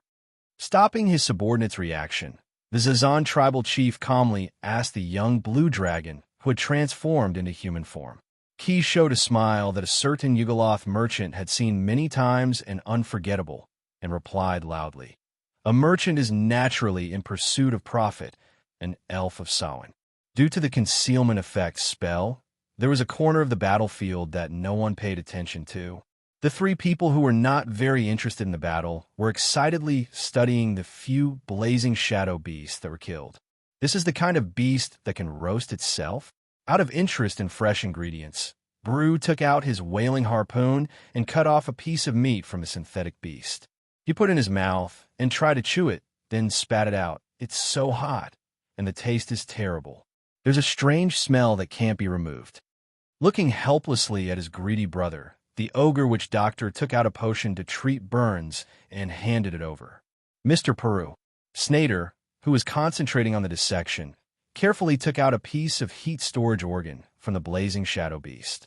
He had tried several times before, but it ended in failure. Once this organ was cut, the heat contained in it would be released violently, and even the heat-resistant flesh of the synthetic beast would be burned. It seems that we have underestimated this biological weapon before. In the palm of the Demolica's mechanical prosthesis, the pieces of the heat storage organ that had been taken out were restlessly changing forms. This organ, which was collected from the blazing shadow beast that was beheaded by Jensen, was still alive. The self-destruction phenomenon during the dissection was more like a kind of self-protection. With some conjecture, Snader tried to use the evocation spell Burning Hand to directly heat the pieces of the organ in his hand and then re-implant them into the blazing shadow beast. As expected, just like a car that had run out of gas, the dead Chimera showed signs of regenerating after its head was severed. The genetic characteristics of a troll and has been optimized. Seeing this situation, Paru immediately made his own conjecture. The ogre witch doctor signaled to Snader, and the latter made a please gesture with the mechanical prosthesis. Strong acid gushed out of the troll's skull staff and covered the section of the blazing shadow beast's head that was still sprouting flesh. The dead synthetic beast twitched and struggled as if it had been electrocuted, and thick smoke came out of the hidden exhaust holes on the side of its body. The acid was still effective. Chapter 105. If the blue dragon is dealt with properly, it can be said that it is the most agreeable of the Penishade dragons. When mortal merchants communicate with them, if they know how to make profits, very few blue dragons will choose to resort to force. They will often use methods such as collecting taxes, trading, the terms of both sides are not equal, and negotiation to obtain profits. As long as there is no enmity between them, even if they meet a metal dragon that contradicts their beliefs, the blue dragon will usually only expel them. There is rarely a precedent of directly attacking with the intention of killing the other party. The only exception is the brown dragon, which is of a similar faction, also belonging to the evil faction, and lives in a neighboring environment, also liking to live in the desert. For this subspecies of Megalosaurus, the blue dragon population will always fight to the death, and vice versa. Dragon researcher Brew, the life of Megalosaurus 2 years was not a long time, but it was not short either. On the Blood War battlefield, 2 years was not worth mentioning. A small-scale battle could take up to 100 years, but it was different in the material plane. At the very least, with the efforts of a schemer who had been carefully lying in wait for many years, 2 years was enough to complete the act of a turtle dove taking over a magpie's nest. The dragon's lair was a good example. After Keyes returned from the acid fog canyon through Avernus's portal to another world, he wanted to start a relaxing team game due to his encounter with tongue-taker Brock. He did not expect that his birthplace had already changed hands, and the one who took over the magpie's nest was the nemesis of a blue dragon, the brown dragon. Previously, when the Duke of Thunder was in charge of the dragon's lair in the Dragonheart Hall, the brown dragon had been carefully hiding its tracks out of fear of Sorota's strength. Once the old dragon responded to the Dragon Queen's summons and led the backbone of the dragon group to Hell to participate in the conscription of the Acid Fog Canyon, the schemer could not wait to launch his long-planned usurpation plan. Without Sorota in charge, there was no one in the dragon's lair who could fight a brown dragon that had lived for nearly 1,000 years and was in the stage of an ancient dragon. Even the adult blue dragon left behind in the dragon's lair and the Dragon King clan were no match for it. Like a sandstorm commonly seen in the desert, the brown dragon Cathilian suddenly appeared. 2 adult blue dragons, as well as the blue dragon priest who was loyal to Sarota, and the legendary chief of the Kobold clan, Malongo Sharptooth, were all easily killed by Sarota in an unstoppable manner. From then on, the dragon nest changed owners. The remaining young blue dragon and newborn dragon whelps were forced to submit to the despotic power of the usurper and became his slaves. Compared to the blue dragon, the brown dragon's personality was extremely bad. Not only did he like to enslave young Megalosaurus, but he also cruelly exploited the other races living in the dragon's lair. The prosperous dragonborn Kobold clan had long since become a thing of the past. In the past 2 years, most of the newborn Kobold cubs would die within a month due to the lack of food. Many caravans had chosen to pay tribute in exchange for protection so that they could safely pass through the vast desert controlled by the dragon nest. But after the brown dragon usurped power, he wantonly slaughtered and robbed the merchants of their riches to fill his personal treasury. Cathilian's favorite thing to do was to lie on the throne that originally belonged to Sarota in the Dragonheart Hall and use his claws to rob silver cars one by one. At that time, he would often eat a whole barbecued packhorse. If he was even slightly dissatisfied, the kobold responsible for making the food would be thrown into his wide and long maw as a seasoning. The brown dragon of the dragon nest had been bitter for a long time, but it had to be admitted that the usurper had the strength to match his brutality. The eggs of this subspecies of Megalosaurus were about the same size as the eggs of red dragons. Newborn dragon whelps were superior to blue dragons in both size and intelligence.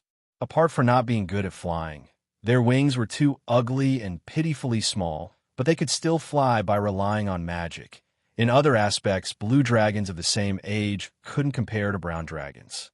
What truly frightened Cathilian was the magic of the Duke of Thundercrash, as well as the blue dragon whelps that had gathered together due to their social attributes.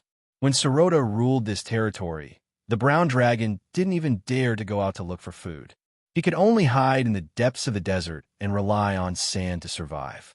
It was also because of this caution that he had maintained for nearly 1,000 years that the original ruler of the dragon nest didn't even know of the existence of such a nemesis. The blue dragon hides in the depths, while the brown dragon appears in the fields. As a subspecies of Megalosaurus, the brown dragon was actually the product of a modification experiment. The first brown dragon in the multiverse was born in the laboratory of the Embark. They were able to spread across the material plane due to the multiple self-destruction and migration of the Embark civilization. Similar to what happened to Keys, Cathilian was inextricably linked to the Embark civilization. However, the latter didn't have such a long history. He was actually created by an ancient soul-binding sorcerer who knew of the Embark brown dragon's modification technology. His dragon egg was formed about 1,000 years ago. Because it was an artificial Megalosaurus, the brown dragon didn't have a complete draconic heritage like the blue dragon. While they had a certain advantage in terms of physical and intellectual strength, they suffered from a lack of systematic knowledge, and their attainments in the field of magic were usually limited. After the sudden death of the soul-binding sorcerer, the brown dragon successfully escaped from the laboratory. From an enslaved beast to a stray dog, hiding under a sand dune, there was not a single day in the past 1,000 years that Cathilian did not wish that he could master the profound art of magic. With the departure of the blue dragon Sarota, the brown dragon finally had a good dragon life. Having enjoyed the thrill of being the master, Cathilian naturally didn't want to be under someone else's control again. However, he also knew, as the enslaved kobolds and young blue dragon had told him about Sarota's departure with the dragons, that while the bloody battle was fraught with danger, the mountain that had once weighed on his head could very well reappear one day. It wasn't until a crystal fragment appeared in his treasury that he finally found a solution to his troubles. After robbing a caravan, the brown dragon was inspecting the spoils of war that he had obtained. Suddenly, he found the crystal that was somewhat familiar to him. "Cathilian, my servant and successor." A voice suddenly rang out in the mind of the brown dragon who was carefully examining the crystal fragment with his claw. Suddenly, memories that had been sealed for 1,000 years were unlocked. Memories of his childhood that he couldn't bear to recall jumped into his mind. The brown dragon, who was already at the age of an ancient dragon, suddenly felt an unstoppable sense of fear. He felt as if he had turned back into a weak young dragon. Forcing himself to calm down and suppress the fear in his heart, Cathilian wanted to completely destroy the crystal fragment that was obviously related to its creator. However, the following words of the voice made him give up on his initial thought. "When you hear this voice, I will already be dead." However, the skills and treasures of the great soul-binding sorcerer should not be buried. Megalosaurus, who has become very powerful, please accept my test and collect the other 2 crystal fragments. With them, you will have the right to become the new master of the soul-binding tower and inherit the magical powers that I was once proud of. You are the soul of the soul-binding sorcerer.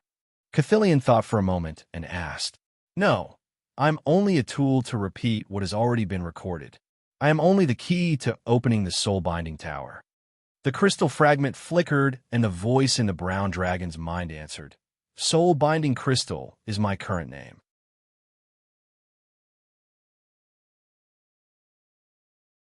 Chapter 106. Language was a power that was often neglected.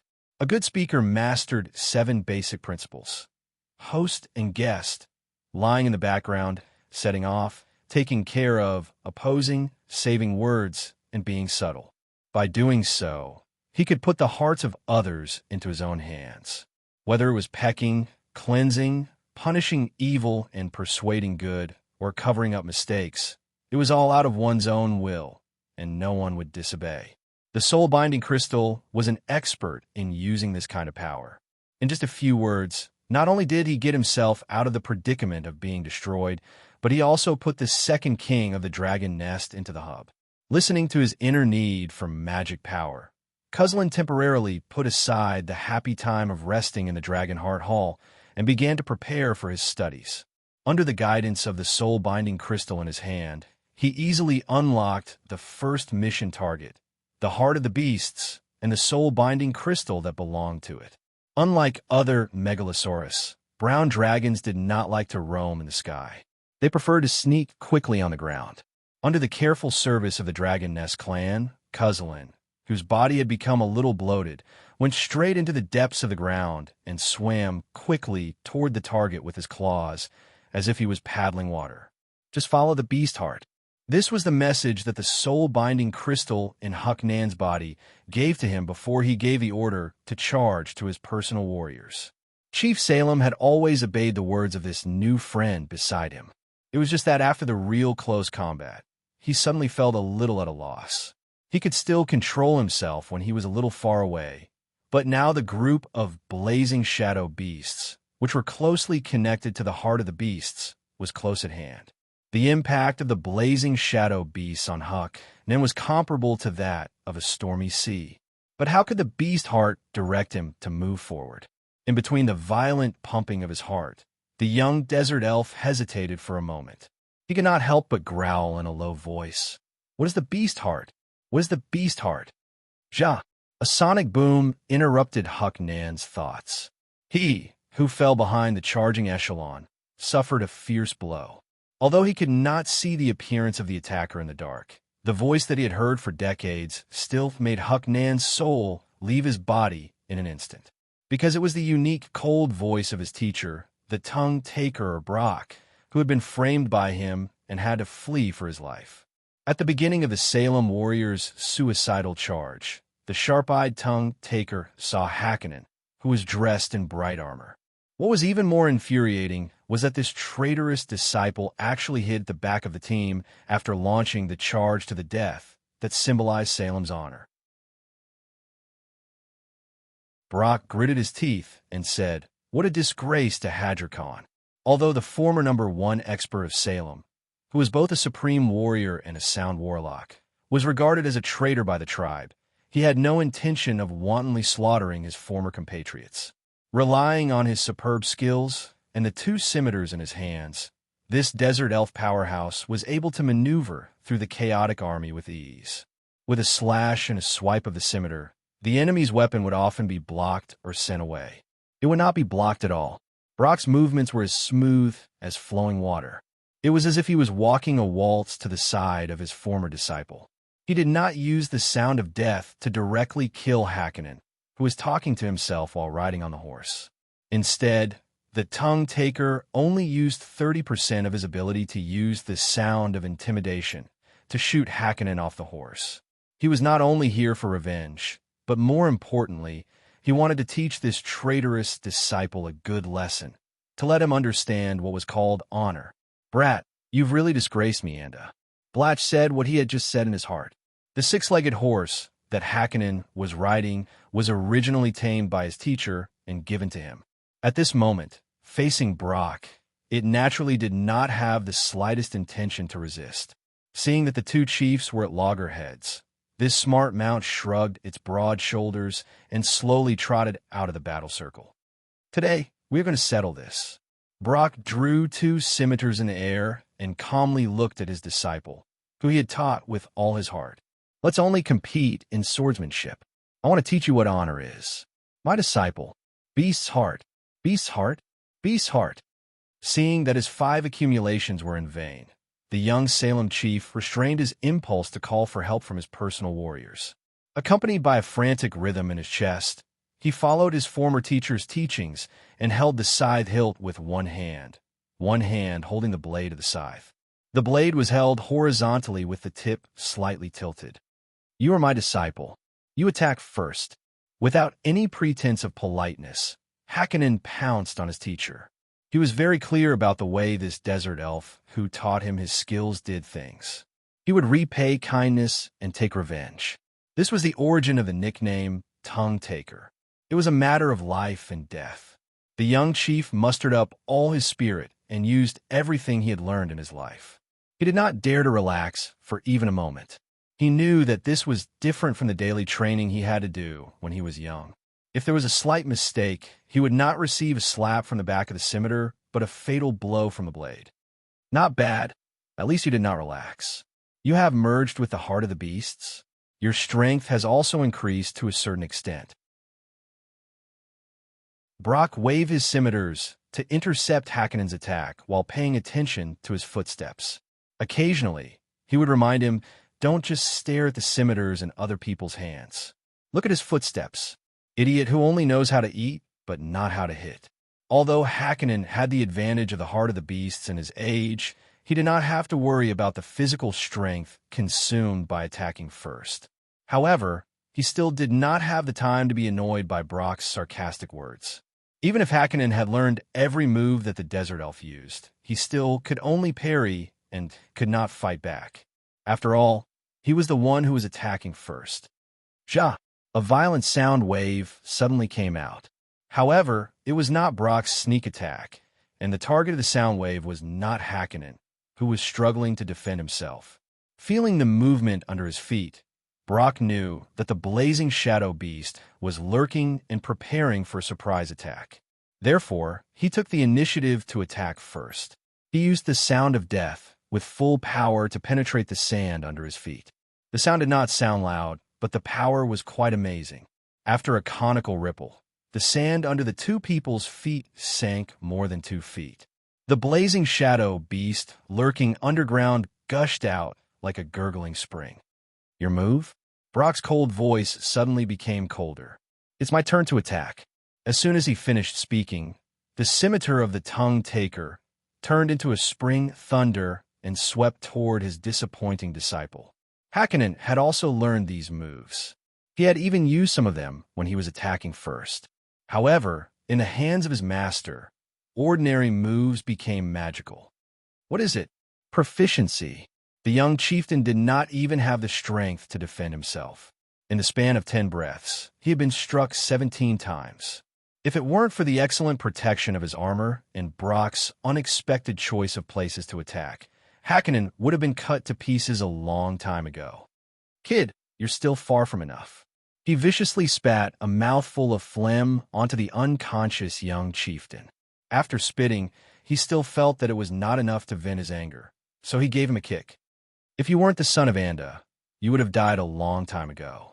After saying that, Blatch grabbed the collar of the traitorous disciple's armor with one hand and dragged him out of the battle circle.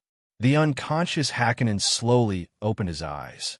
As blood flowed out, the heart of the beast increased the rate at which the blazing shadow origin blood was being pumped into his veins.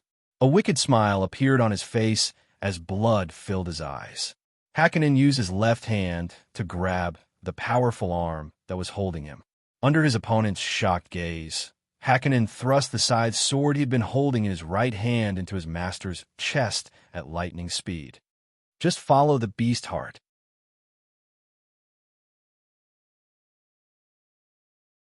Chapter 107. Soul-binding sorcerers were different from warlocks. They were not born with supernatural bloodlines. Their spellcasting ability came from their bloodline modification experiments. This modification was a pioneering work. If it was popularized, even ordinary people would have the opportunity to learn how to cast magical spells. However, there was a side effect that was difficult to solve that troubled every generation of soul-binding sorcerers. Due to the natural barrier between different bloodlines, the soul-binding sorcerers would always have a strong tendency to distort their will, especially their souls, which would become heterogeneous. As time passed, this situation would become more and more serious. There was an old saying among the creatures of the underworld: "The soul of a soul-binding sorcerer is worthless." Although the words of the demons had always been distorted, their sarcasm did point out a problem. Without a strong and pure soul, there was no way to prevent the distortion of one's will. And a soul-binding sorcerer whose will was too distorted would eventually lose control of his spells. Every generation of soul-binding sorcerers worked hard to find a solution to this side effect. They tried to create chimeras to study the relationship between the body and the soul, and then they hoped to achieve the goal of strengthening the soul by modifying the body relatively easily. In the research and development of chimeras, they borrowed a lot of physiological characteristics of the creatures of the underworld who were soul and body as one. Soul and body as one was not unique to the creatures of the underworld, but it was relatively easy to obtain, and synthesize them with similar creatures from the material plane. For example, the chimeras of the blazing shadow beast integrated the characteristics of the Nessus battle dog and the ferocious mastiff of the material plane. Developing chimeras was only the process and not the goal. In fact, the success in creating new types of chimeras did not mean that the soul-binding sorcerers had found the final solution. The final fate of the soul-binding sorcerers of the past was that their souls would collapse, and they would become lowly, ordinary people with a distorted mind but no valuable possessions. The only exception was the creator of the soul-binding crystal. Before the modification of his bloodline, he was a talented and intelligent person. After becoming a soul-binding sorcerer, he summed up the experience of the failures of his predecessors and found a new path. He found that most of the failures of his predecessors were due to the influence of monism and mechanism, which focused too much on the parts and neglected the whole. It should be noted that solving the problem of the heterogeneous soul should be a systematic project. He believed that the three aspects of body, heart, and nature must be adjusted as a whole in order to defy the heavens and change the fate. Although he also started with the chimera experiment, he designed 3 different chimeras according to his own theory: beast body, beast heart, and beast nature. He believed that as long as the experiment was successful, he would be able to bind his soul with the 3. He would be able to perfectly resolve the fate that troubled all soul-binding sorcerers through the harmony of body, mind, and nature, replacing human life with animal life. However, in the process of achieving his goal, the most crucial step, soul transplant, required him to abandon his original body and strength. This was an extremely risky choice, so he also created the soul-binding crystal as a backup. Brock lay in the desert with a scythe in his body, surrounded by the sounds of fighting. The loyal companions of the Sound Warlock were gradually leaving him, just like the unworthy disciple who had personally defeated him. Anda, We can drink together again." The desert elf, whose heart was as hard as a rock, lay quietly. Although there was hatred, the joy of meeting an old friend diluted it. However, 9 out of 10 things in life don't go your way. The ogre and the steampunk lich, who had just dissected the blaze shadow beast and wanted to discuss it with Keys, happened to pass by where Brock was lying. This dwarf elf can still be saved. The clever brew looked at Brock's chest, which was still moving despite being pierced by a sharp blade, and turned to his elder brother. The ogre which Doctor bowed and pressed on the wound. He nodded and said, "He is indeed quite lucky. His heart is different from ordinary people. It is on the right side. The fainting was only caused by the loss of blood."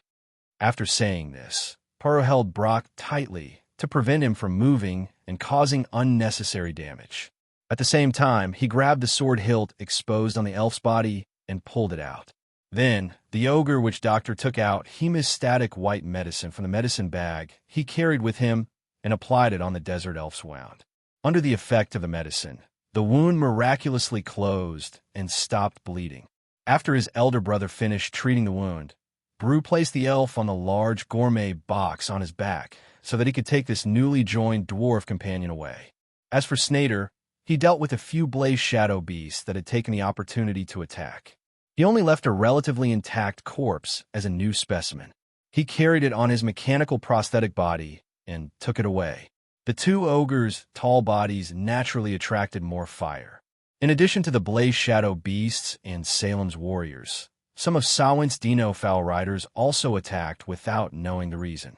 Of course, it was still impossible for them to cause friendly fire with their strength.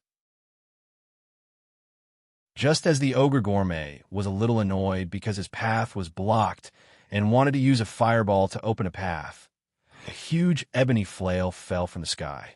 The ogre blacksmith Neru, the brawny man who always had strength, charged forward. Everyone in his path was thrown off their feet, and he forcibly opened up a path for his two brothers to pass through amidst the chaos. "Hee, where did you go just now?" Picking up the ebony flail on the ground, Neru greeted his two brothers with a grin.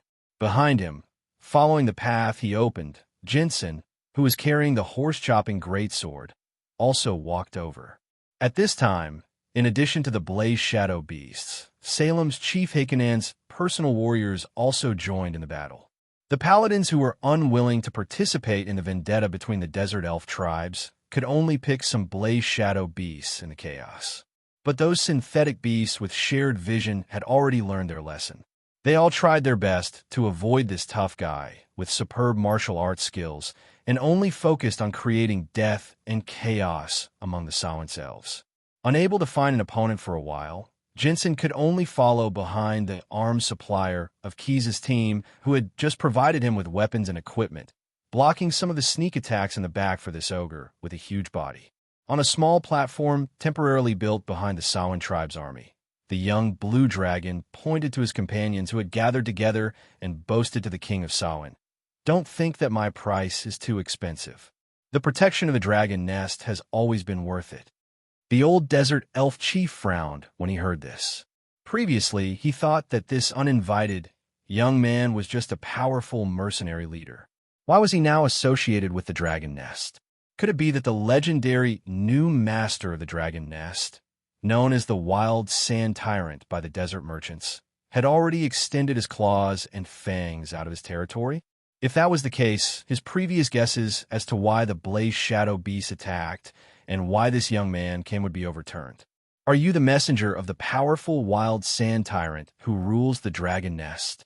Sheikh Sawin asked directly after thinking for a moment. Rule the dragon nest? Wild Sand Tyrant? Keys' expression gradually changed as the desert elf in front of him spoke.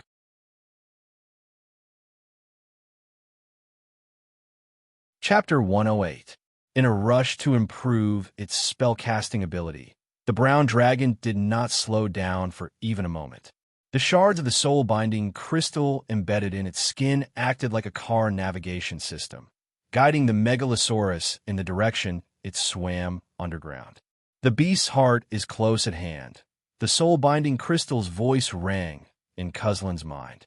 This sentence was like a shot of adrenaline. injected into his slightly exhausted body. Roar! The brown dragon exhaled a mouthful of acidic sand and gravel. It swung its powerful arms, and with a light scratch of its sharp claws, a large amount of soil particles fell off. By the time its wide mouth emerged from the desert's surface, the moon was high in the sky. Not far away, groups of tiny creatures were fighting each other. Don't worry, the beast's heart is as easy as pie to me. I'm determined to get it. Kuzlin was not someone Hakonan could compare to. Not only could he communicate with the soul-binding crystal normally, he could even comfort it in his mind when he felt the soul-binding crystal's agitation. Using its front claws to support itself on the sand dune, the brown dragon stomped its hind legs and pulled its body out of the ground like a carrot, leaving behind a huge sand pit that was constantly disappearing. Surprisingly, this behemoth's body had an agility that did not match its size. None of the desert elves fighting in the distance even noticed the anomaly. Undeclared war wasn't a dishonorable act for the cruel and sinister Kuzalian. In fact, just like how he ambushed the dragon's lair, sneaking up on the enemy and launching a swift strike was his specialty. The brown dragon's scales were very similar to the color of the desert. When it was born, it was a dull brown, but it became lighter and lighter until it was almost completely white when it was old. Kuzlin, who had lived for nearly 1,000 years and had grown to the age of an ancient dragon, had a tendency to turn white in his scales. Walking in the desert at night, he was no longer as stealthy as when he was young. In order to succeed in a sneak attack, the cunning brown dragon used its limited spell-like abilities to summon a sandstorm as a cover for its huge body. The sudden storm was like the wailing of ghosts and howling of wolves, but the desert tribesmen were used to this kind of weather and did not think much of it. Even the experienced desert tribesmen believed that the sandstorm would soon cease because it had started so suddenly at night. However, the wind and sand obscured the brown dragon's figure, but the scent of its body spread. For the blue dragon, this smell was a deep memory that was imprinted in the brain of its race. Berserk Sandstorm. It's just an old brown dragon. Standing beside the elderly Samhain elf chief, Key's gaze drifted into the distance where dust and sand were rising. Thanks to the ability he inherited from the immemorial dragon, he had long since sensed the force field vibrations caused by the massive creature, Cathilian, digging underground. He also sensed a familiar scent from afar that he had never encountered before, allowing him to guess what it was that had just arrived. Unlike Keys, the lurker, who thought he had succeeded, did not smell the scent of the blue dragon. Also thanks to the racial talent of the immemorial dragon, the young blue dragon in human form did not emit any scent. As a megalosaurus, although Cathilian also had an extremely sharp sense of smell, it was not of any use at this moment. Although he was surprised that he had just learned from Sheik Samhain about the changes that happened in the dragon's nest in the past 2 years of the bloody expedition, Keys obviously did not intend to miss this opportunity. Ask after being beaten into submission, or ask after being beaten to death, was the question he had to consider. Keys was more inclined to the latter. Firstly, it was because of the hostility against the brown dragons in his bloodline. Secondly, it seemed that he had not given his employee, Snade, a job for some time. Thinking of this, the young blue dragon silently put away the wailing, double-barreled shotgun that he had been fiddling with for a long time. In a flash, Keys's figure disappeared out of thin air, swept over the heads of the desert elves who were still fighting, and stepped into the air in the direction of the sandstorm. In addition to our protagonist, who was in this extremely boring tribal war, there was another person who also noticed the brown dragon quietly approaching. A megalosaurus crawling forward? It's a spell-like ability to create a sandstorm. The steampunk Demolik, who was being nagged by Quest just now, could clearly sense the magical waves emanating from a sandstorm in the distance. After casting a simple detection spell, he muttered to himself, "So it's Mr. Employer's nemesis, a brown dragon." Facts had proven that one should never think that magic was omnipotent. The disguise that Kuzalian thought was flawless was like the Emperor's new clothes in the eyes of more skilled spellcasters. But at the same time, it was also necessary to admit that in this world, it was impossible to survive without a good spellcasting ability. Keys, who was under the effect of high invisibility, immediately convinced the ancient brown dragon that it was the latter. The violent sandstorm summoned by Cusilian was actually not just a disguise. All the creatures within the range of the sandstorm, if they did not have a strong enough body, would be cut by the swirling sand. In addition, in this sandstorm, ordinary people would lose their balance and trip after taking a few steps. Some would even be temporarily blinded by the sandstorm. Summoning a sandstorm was one of the few natural spellcasting abilities mastered by the brown dragon. It could be regarded as a kind of offensive and defensive spell. Using it in an environment like the desert was also a geographical advantage. But the problem was that in a world where magical spellcasting abilities existed, one could never be complacent just because one had mastered a spellcasting ability, because there was always the possibility that some unknown person would pop out and use some other kind of spell to teach you a lesson. For example, Key's Super Railgun, a familiar spell, a familiar slogan. The unique spell that the young blue dragon created and shone brilliantly in the lower planes had now reappeared in the material plane. Under the effect of the strong electric field and the force field ability, the cannonball, which was even faster than the cannonball in the acid fog canyon, whizzed out and easily tore the barrier formed by the sandstorm and the sandstorm. A blow to the head and a cannonball to the head. Even though Cusilian was old and experienced and instinctively used his forelimbs to protect his head when he sensed the danger, he was still half dead from Key's super railgun. The right forelimb that was directly facing the cannonball was directly blown to pieces, and the left forelimb that was under it was also broken. The huge impact directly caused the broad dragon head of the ancient brown dragon to plunge into the sand and stones below. But a megalosaurus was a megalosaurus after all. Compared to the Thanner Reed demon that had suffered such a blow before, Cusilian's situation was still much better. He did not lose his life directly, nor did he completely lose the ability to resist. Summon giant air elemental. When Goo Brown Dragon's brain was about to shut down, he forced himself to use another talent spell that was his trump card.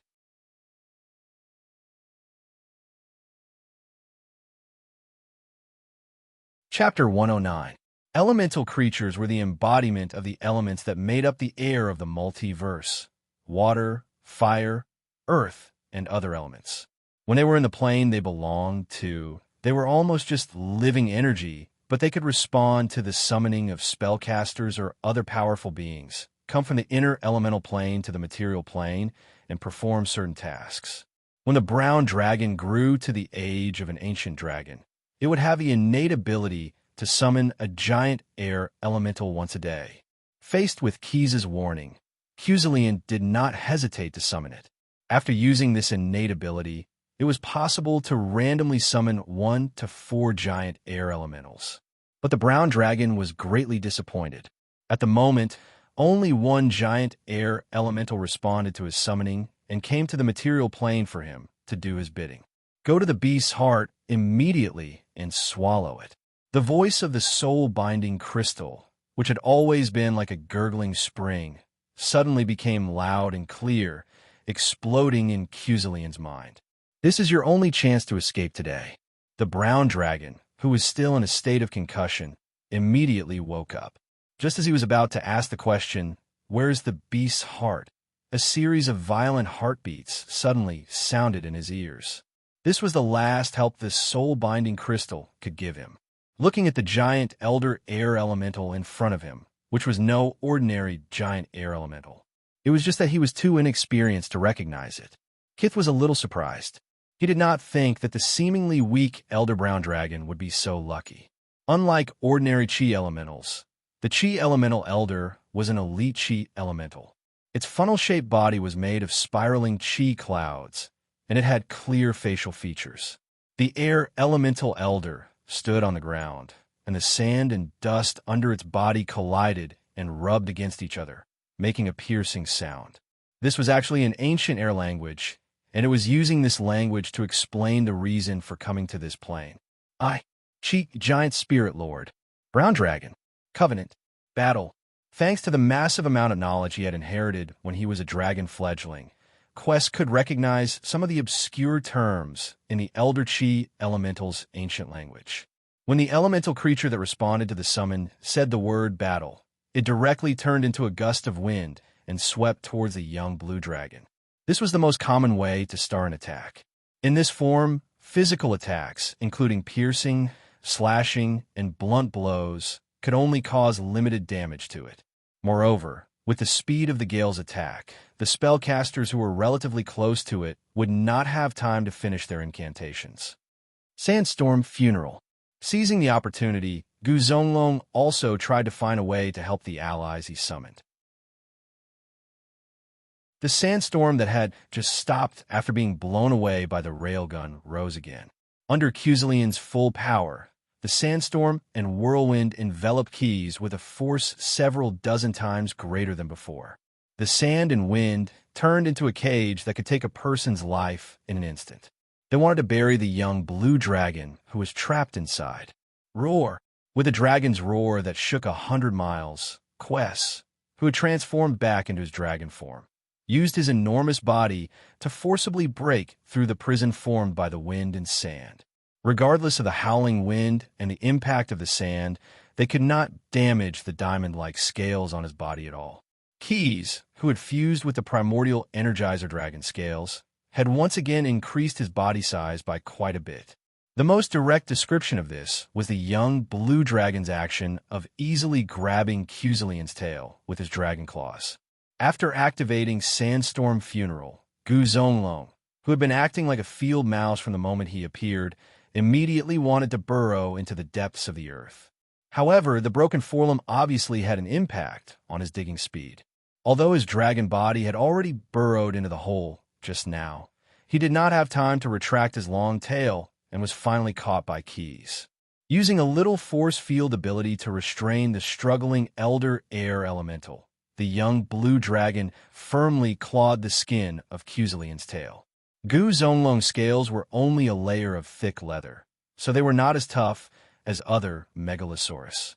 With Keys's current sharp claws and monstrous strength, as long as he pulled it out like pulling out a carrot, he could easily crush it in close combat. Perhaps because he was in a hurry to escape, Gu Zonglong actually acted like a lizard. After a few fierce struggles, he actually broke his own tail. Only a low cry of pain came from the hole. Cusilian did not even let out an angry roar as he desperately fled into the distance. Although he was busy digging and did not see clearly, he still saw the indigo color of Keys' scales. As old enemies, Gu Zonglong and Blue Dragon both understood the hatred of each other. Cusilian knew very well what would happen to him if he fell into the hands of a blue dragon.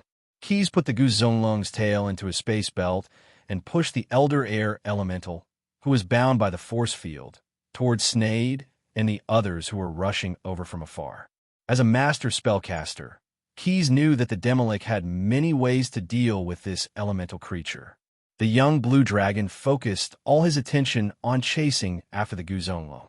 Letting a tiger go back to the mountains was already a disaster, but letting a Megalosaurus escape was not a good idea. He did not immediately choose to use the blue dragon's excellent digging ability to drill into the hole and chase after the Gu Zonglong. Keys first sensed the force field fluctuations emitted by Cusilian as he dug underground. He knew very well how much damage his railgun had done to the Gu Zonglong. As long as he could lock onto the Gu Zonglong's trajectory, the young blue dragon was confident in his ability to intercept a crippled Megalosaurus that had lost an arm and a tail. Keenly sensing the force field fluctuations in the entire space, Keys found that the Gu Zonglong did not escape into the depths of the desert. Instead, he zigzagged towards the battlefield where the desert elves were slightly at a loss. The powerful head-on shot just now had obviously attracted the attention of the warriors of Samhain and Salem. Something big was happening outside the battlefield. Beast's heart, Beast's heart, Beast's heart. The same shout as the young chief of Salem not long ago kept ringing in Cusilian's mind. The Gu Zonglong used his remaining front claw to dig in the ground with great difficulty. The soul-binding crystal that was embedded in his body for ease of carrying had been guiding him in the direction he was going. Both of Huck Keenan's hands touched the blazing shadow beast in front of him. Since then, the surging waves in his heart had instantly caused the heart of the fusion beast to beat even more violently. Although maintaining the overload state would affect the lifespan of this biochemical weapon, he knew very well that by paying such a small loss, he would be able to catch something worth more in a moment. The beast's body is close at hand. This was what the soul-binding crystal said to Huck Keenan when the Gu Zonglong first appeared.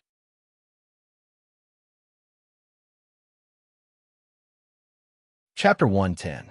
The anxious Caecilian patrol the ground. The heavily injured Palea-brown dragon had no choice but to place his hopes on the beast heart guided by the soul-binding crystal. After anchoring the heart that was emitting a tempting rhythm, he mustered the last of his strength and rushed to the surface.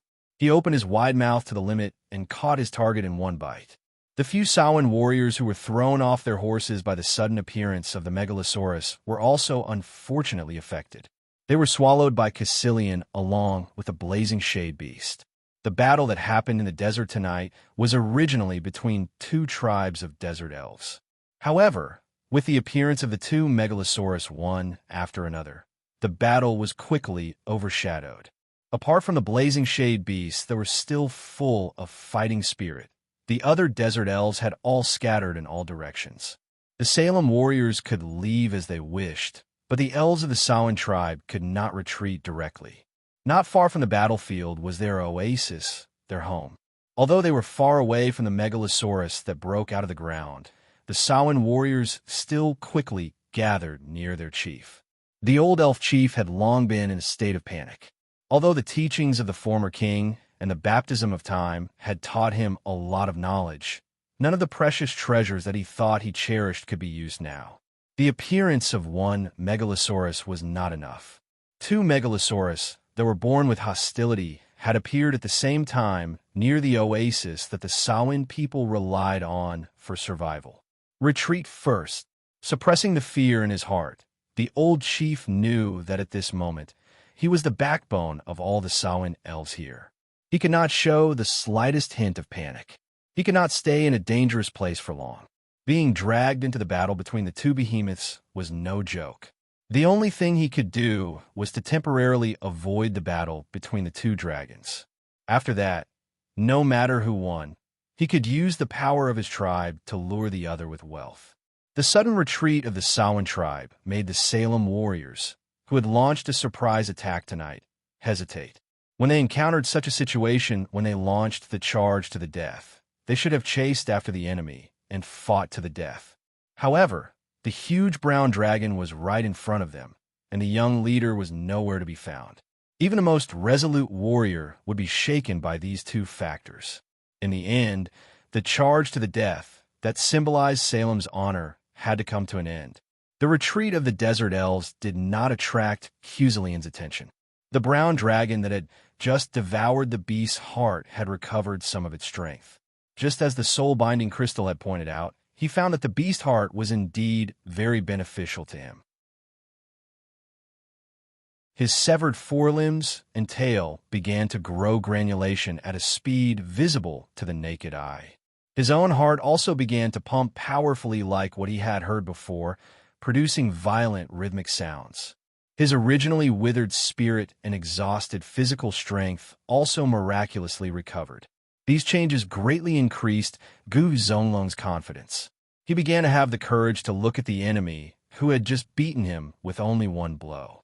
However, at this moment, the soul-binding crystal hidden under the scales had turned into a pool of liquid and soaked into the giant beast's body. Wild Sand Tyrant?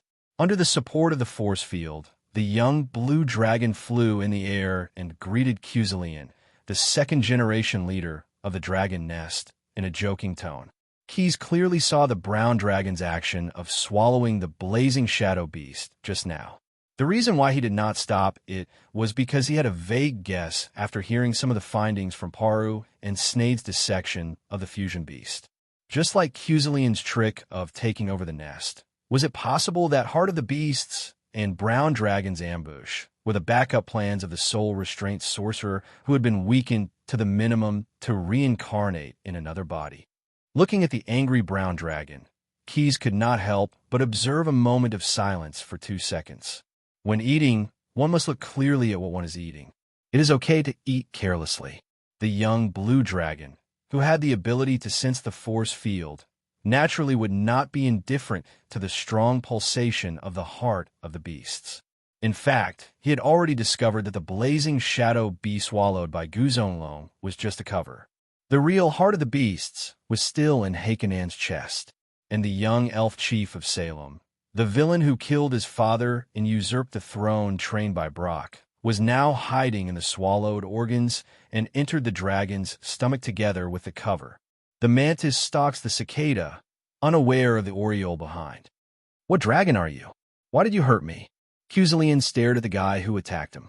He did not look carefully just now and thought it was an ordinary blue dragon. But now that he opened his eyes and saw Keyes' appearance clearly, he could not help but be puzzled. What kind of megalosaurus was this? A blue diamond dragon? A blue crystal dragon? But Guzonglong was not asking sincerely. He was just using this question to cover his counterattack. Cusilian felt that most of his strength had recovered, and his broken limbs were growing back. Just after he roared at Keyes in Draconic, the cunning and cruel guy spat out acid breath at the young blue dragon. Not only that, Cusilian followed up with his innate ability and pounced at his opponent with all his strength. He believed that Keyes' spells were more threatening. The memory of the cannon blast that stunned him was still fresh in his mind. He did not dare to be careless. But when it came to strength, if the strength dragon claimed to be second among the megalosaurus, no other megalosaurus would dare claim to be first. Keyes had gained many abilities that only the strength dragons possessed through passive evolution, including their unparalleled strength that far surpassed their peers.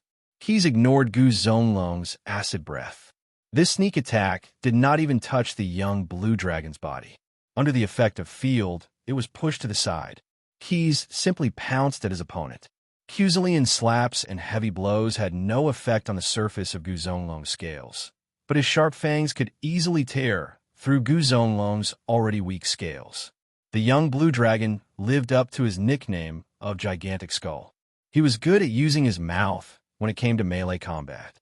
He took the opportunity to bite Guzonglong's neck.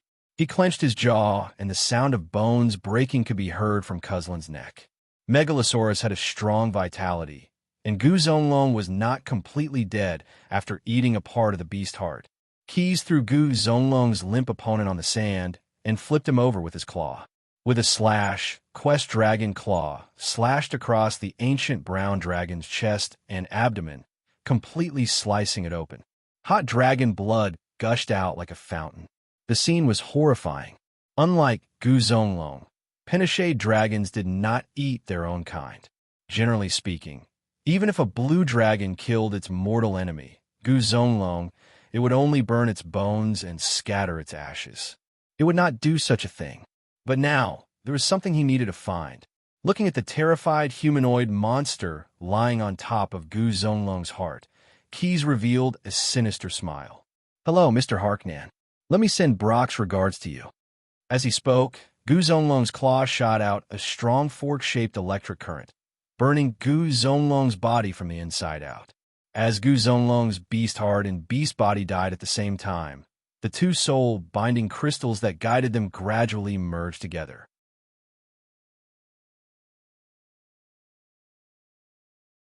Chapter 111. Khedive had a good name. Everyone in Gnome City knew that. He had originally been a stable guard serving the Archon of Gnome City. It was because of his name that he rose to prominence overnight. "What is your name, boy?" "My lord, my name is Khedive." "Oh, you have a good name. You shouldn't spend the rest of your life in the stable." This anecdotal conversation was spread by the other servants who also served in the city lord's manor. Everyone in the city of Gnome was aware of it. It was because of this that there was a trend in Gnome City to invite scholars to name new children. Every time he heard rumors about his name, Khedive would laugh. Mediocre people always bring trouble to themselves. Khedive was no ordinary person. He had been born with a crystal shard in his mouth. Everyone in the neighborhood had praised him for being successful when he grew up. When he had just become a teenager, Gnome City had been struck by a plague. The people who lived there had either died or fled the city. 9 out of 10 houses in the city had been deserted. Khedive's parents had also perished, but what was surprising was that he, a helpless child, had survived the disaster and survived. After the Great Vexer had the spellcasters remove the source of the plague, he had sent a new Archon to oversee the area.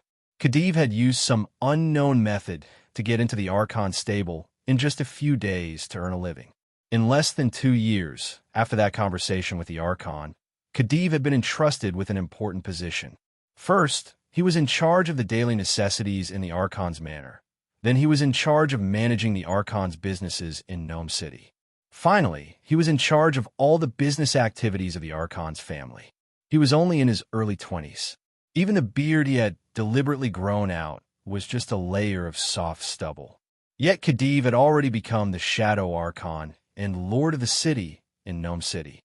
All of this was thanks to the crystal in his mouth when he was born. When the plague had struck, the crystal had communicated with Khedive for the first time.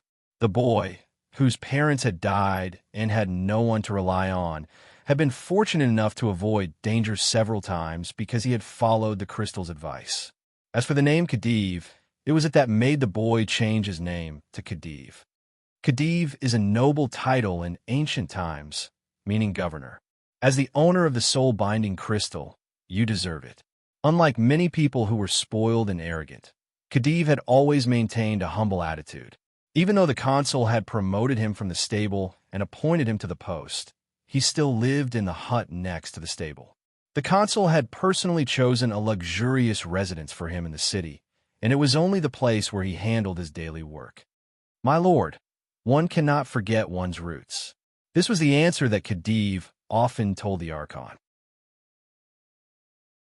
Every time the 50-year-old consul heard this, he would pat his bulging belly and pretended to be fierce. Humph. You little brat, you're really good at taking care of the stable. Then you'll have to take good care of my horse for the rest of your life. Unappreciative brat. However, no matter how many batches of people who knew the secret because they served the consul were secretly dealt with, the next batch of people to be purged would never have the name ungrateful brat on it. Instead, every time the consul issued a private reward, no matter how small the reward was, Khedive would always be first. Khedive had always been attentive to the consul's orders, even if it was a joke like take care of my horse. After learning the knowledge of the soul-binding crystal's chimera modification experiments, he had an outstanding advantage in breeding new mounts. The consul was getting older and heavier, adding on the fact that he always had to wear the ceremonial armor. Even if a normal horse could bear the weight, it was still very uncomfortable to ride. Often, he had to put a thick layer of bee skin under the saddle to prevent the consuls, but from being jolted when he rode. Khedive volunteered to offer the consul the new breed he had bred, the man-bearing horse. The back of this mount was covered with a layer of oily, soft flesh. The saddle did not need bee skin under the saddle, and the rider would not feel the hardness. It had the bloodline of the 6-legged horse commonly seen in the desert tribes, and its 6 legs could support the weight of its body. The man-bearing horse had a fierce personality and would not be frightened in battle even if it was hit by an axe. Finally, and most importantly, this mount had extraordinary intelligence. Even if the saddle was not tightened, it could be controlled by its master's words alone. The consul of Nome naturally treated such a fine horse as a treasure.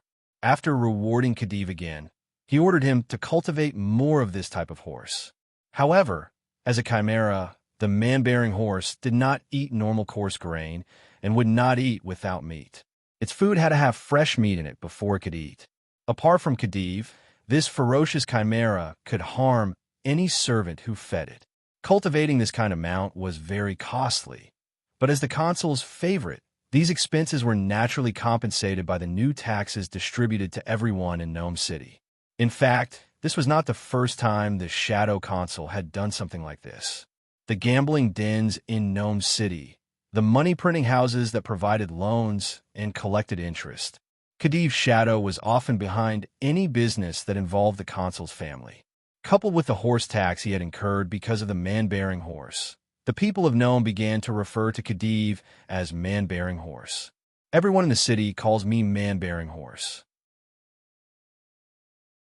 You don't say, it's quite fitting. Khedive sat in the consul's mansion handling matters, sipping a drink made from hibiscus juice as he said calmly, I am indebted to the consul's favor, so I naturally have to work hard for my lord and do some man-bearing work.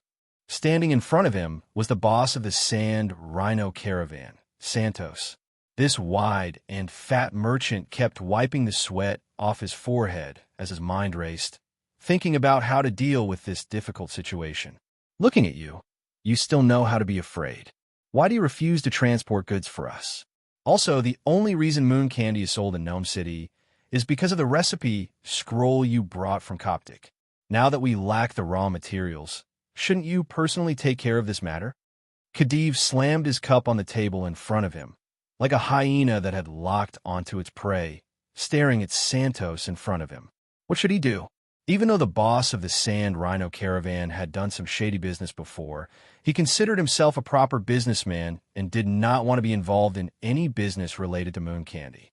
Mr. Khedive, I don't mean to shirk responsibility this time, but as you know, the current trade route from Nome to Kotpu not only has to avoid the conflict zone between the Samhain and Salem tribes, but the original route through the Dragon Nest territory has also become a dangerous one due to the existence of the megalosaurus known as the Sandstorm. As for the other routes, they will all pass through other cities. If the raw materials for moon candy are found among the goods, I don't care if I die, but if the raw materials are taken away, won't that delay your business even more?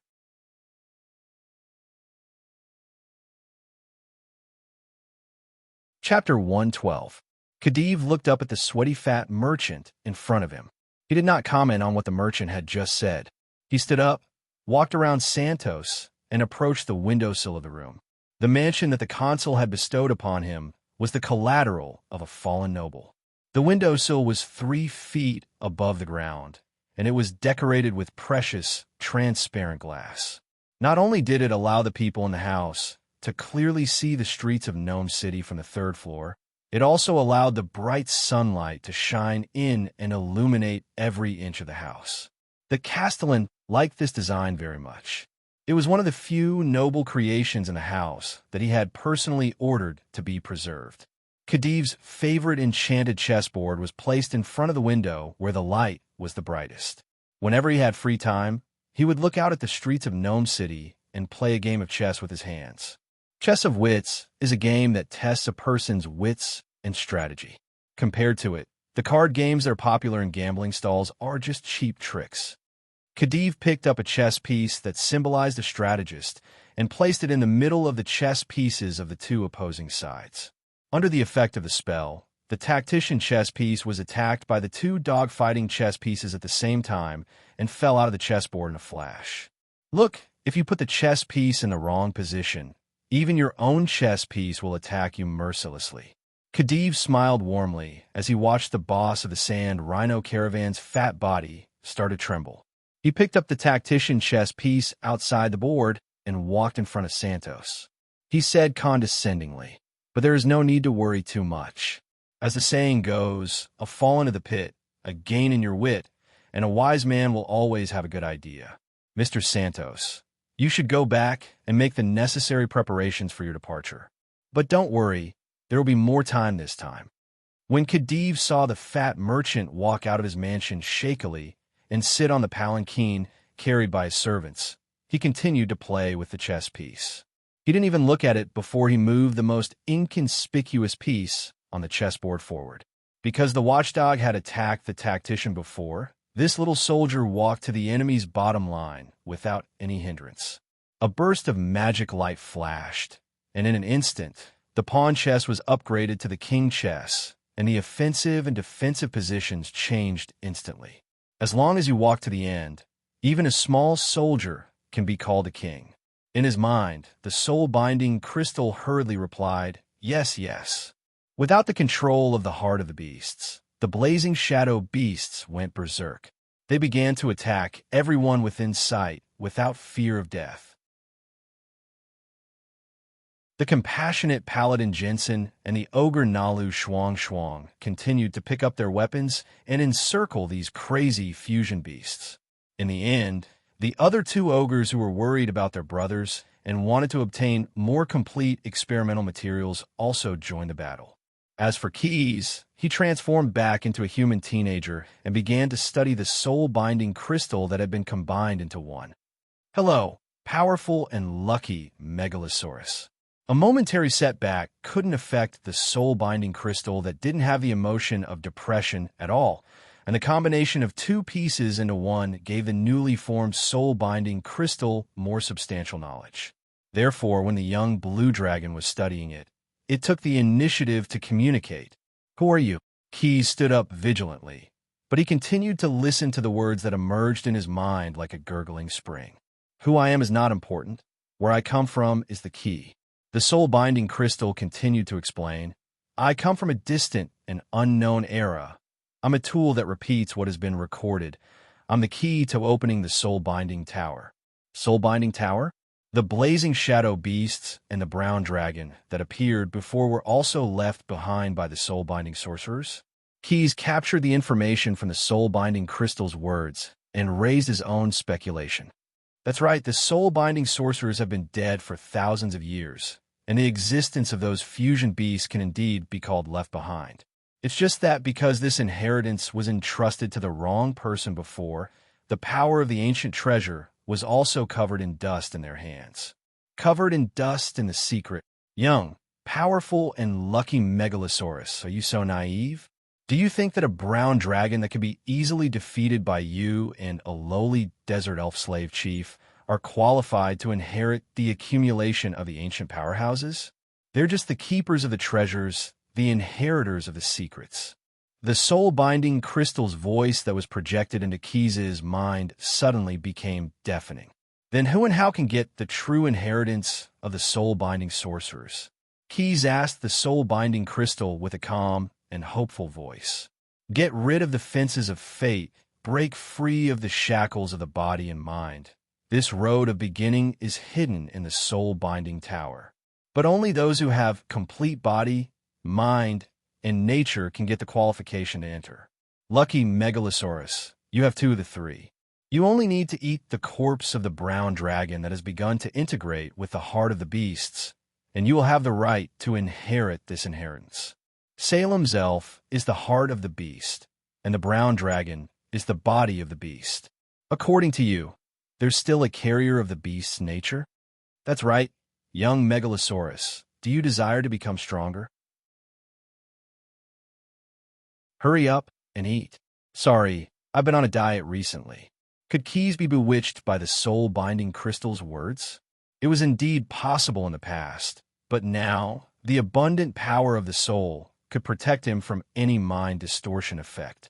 In the Silver Blade reward issued by the Bator bureaucracy with a strange and difficult-to-remember name, it contained all the psionic skills of a respectable Gith sage. Keys, who was lucky enough to obtain this precious inheritance, easily mobilized the soul-binding crystal and revealed the truth. The 5 fingers of his right hand opened, and a sharp blade with a pale, silver brilliance grew out of his flesh. Keys clenched the silver blade, aimed at the soul-binding crystal in his other hand, and swung it hard. The sound that was originally like a gurgling spring in his mind instantly turned into a wail. However, under the tough psionic barrier, there was no way to hurt the young blue dragon who was protected. In addition to the ability to cut the physical substance like an ordinary weapon, in the hands of the Gith Yankee Knight, the silver sword could also cause damage to incorporeal substances or creatures.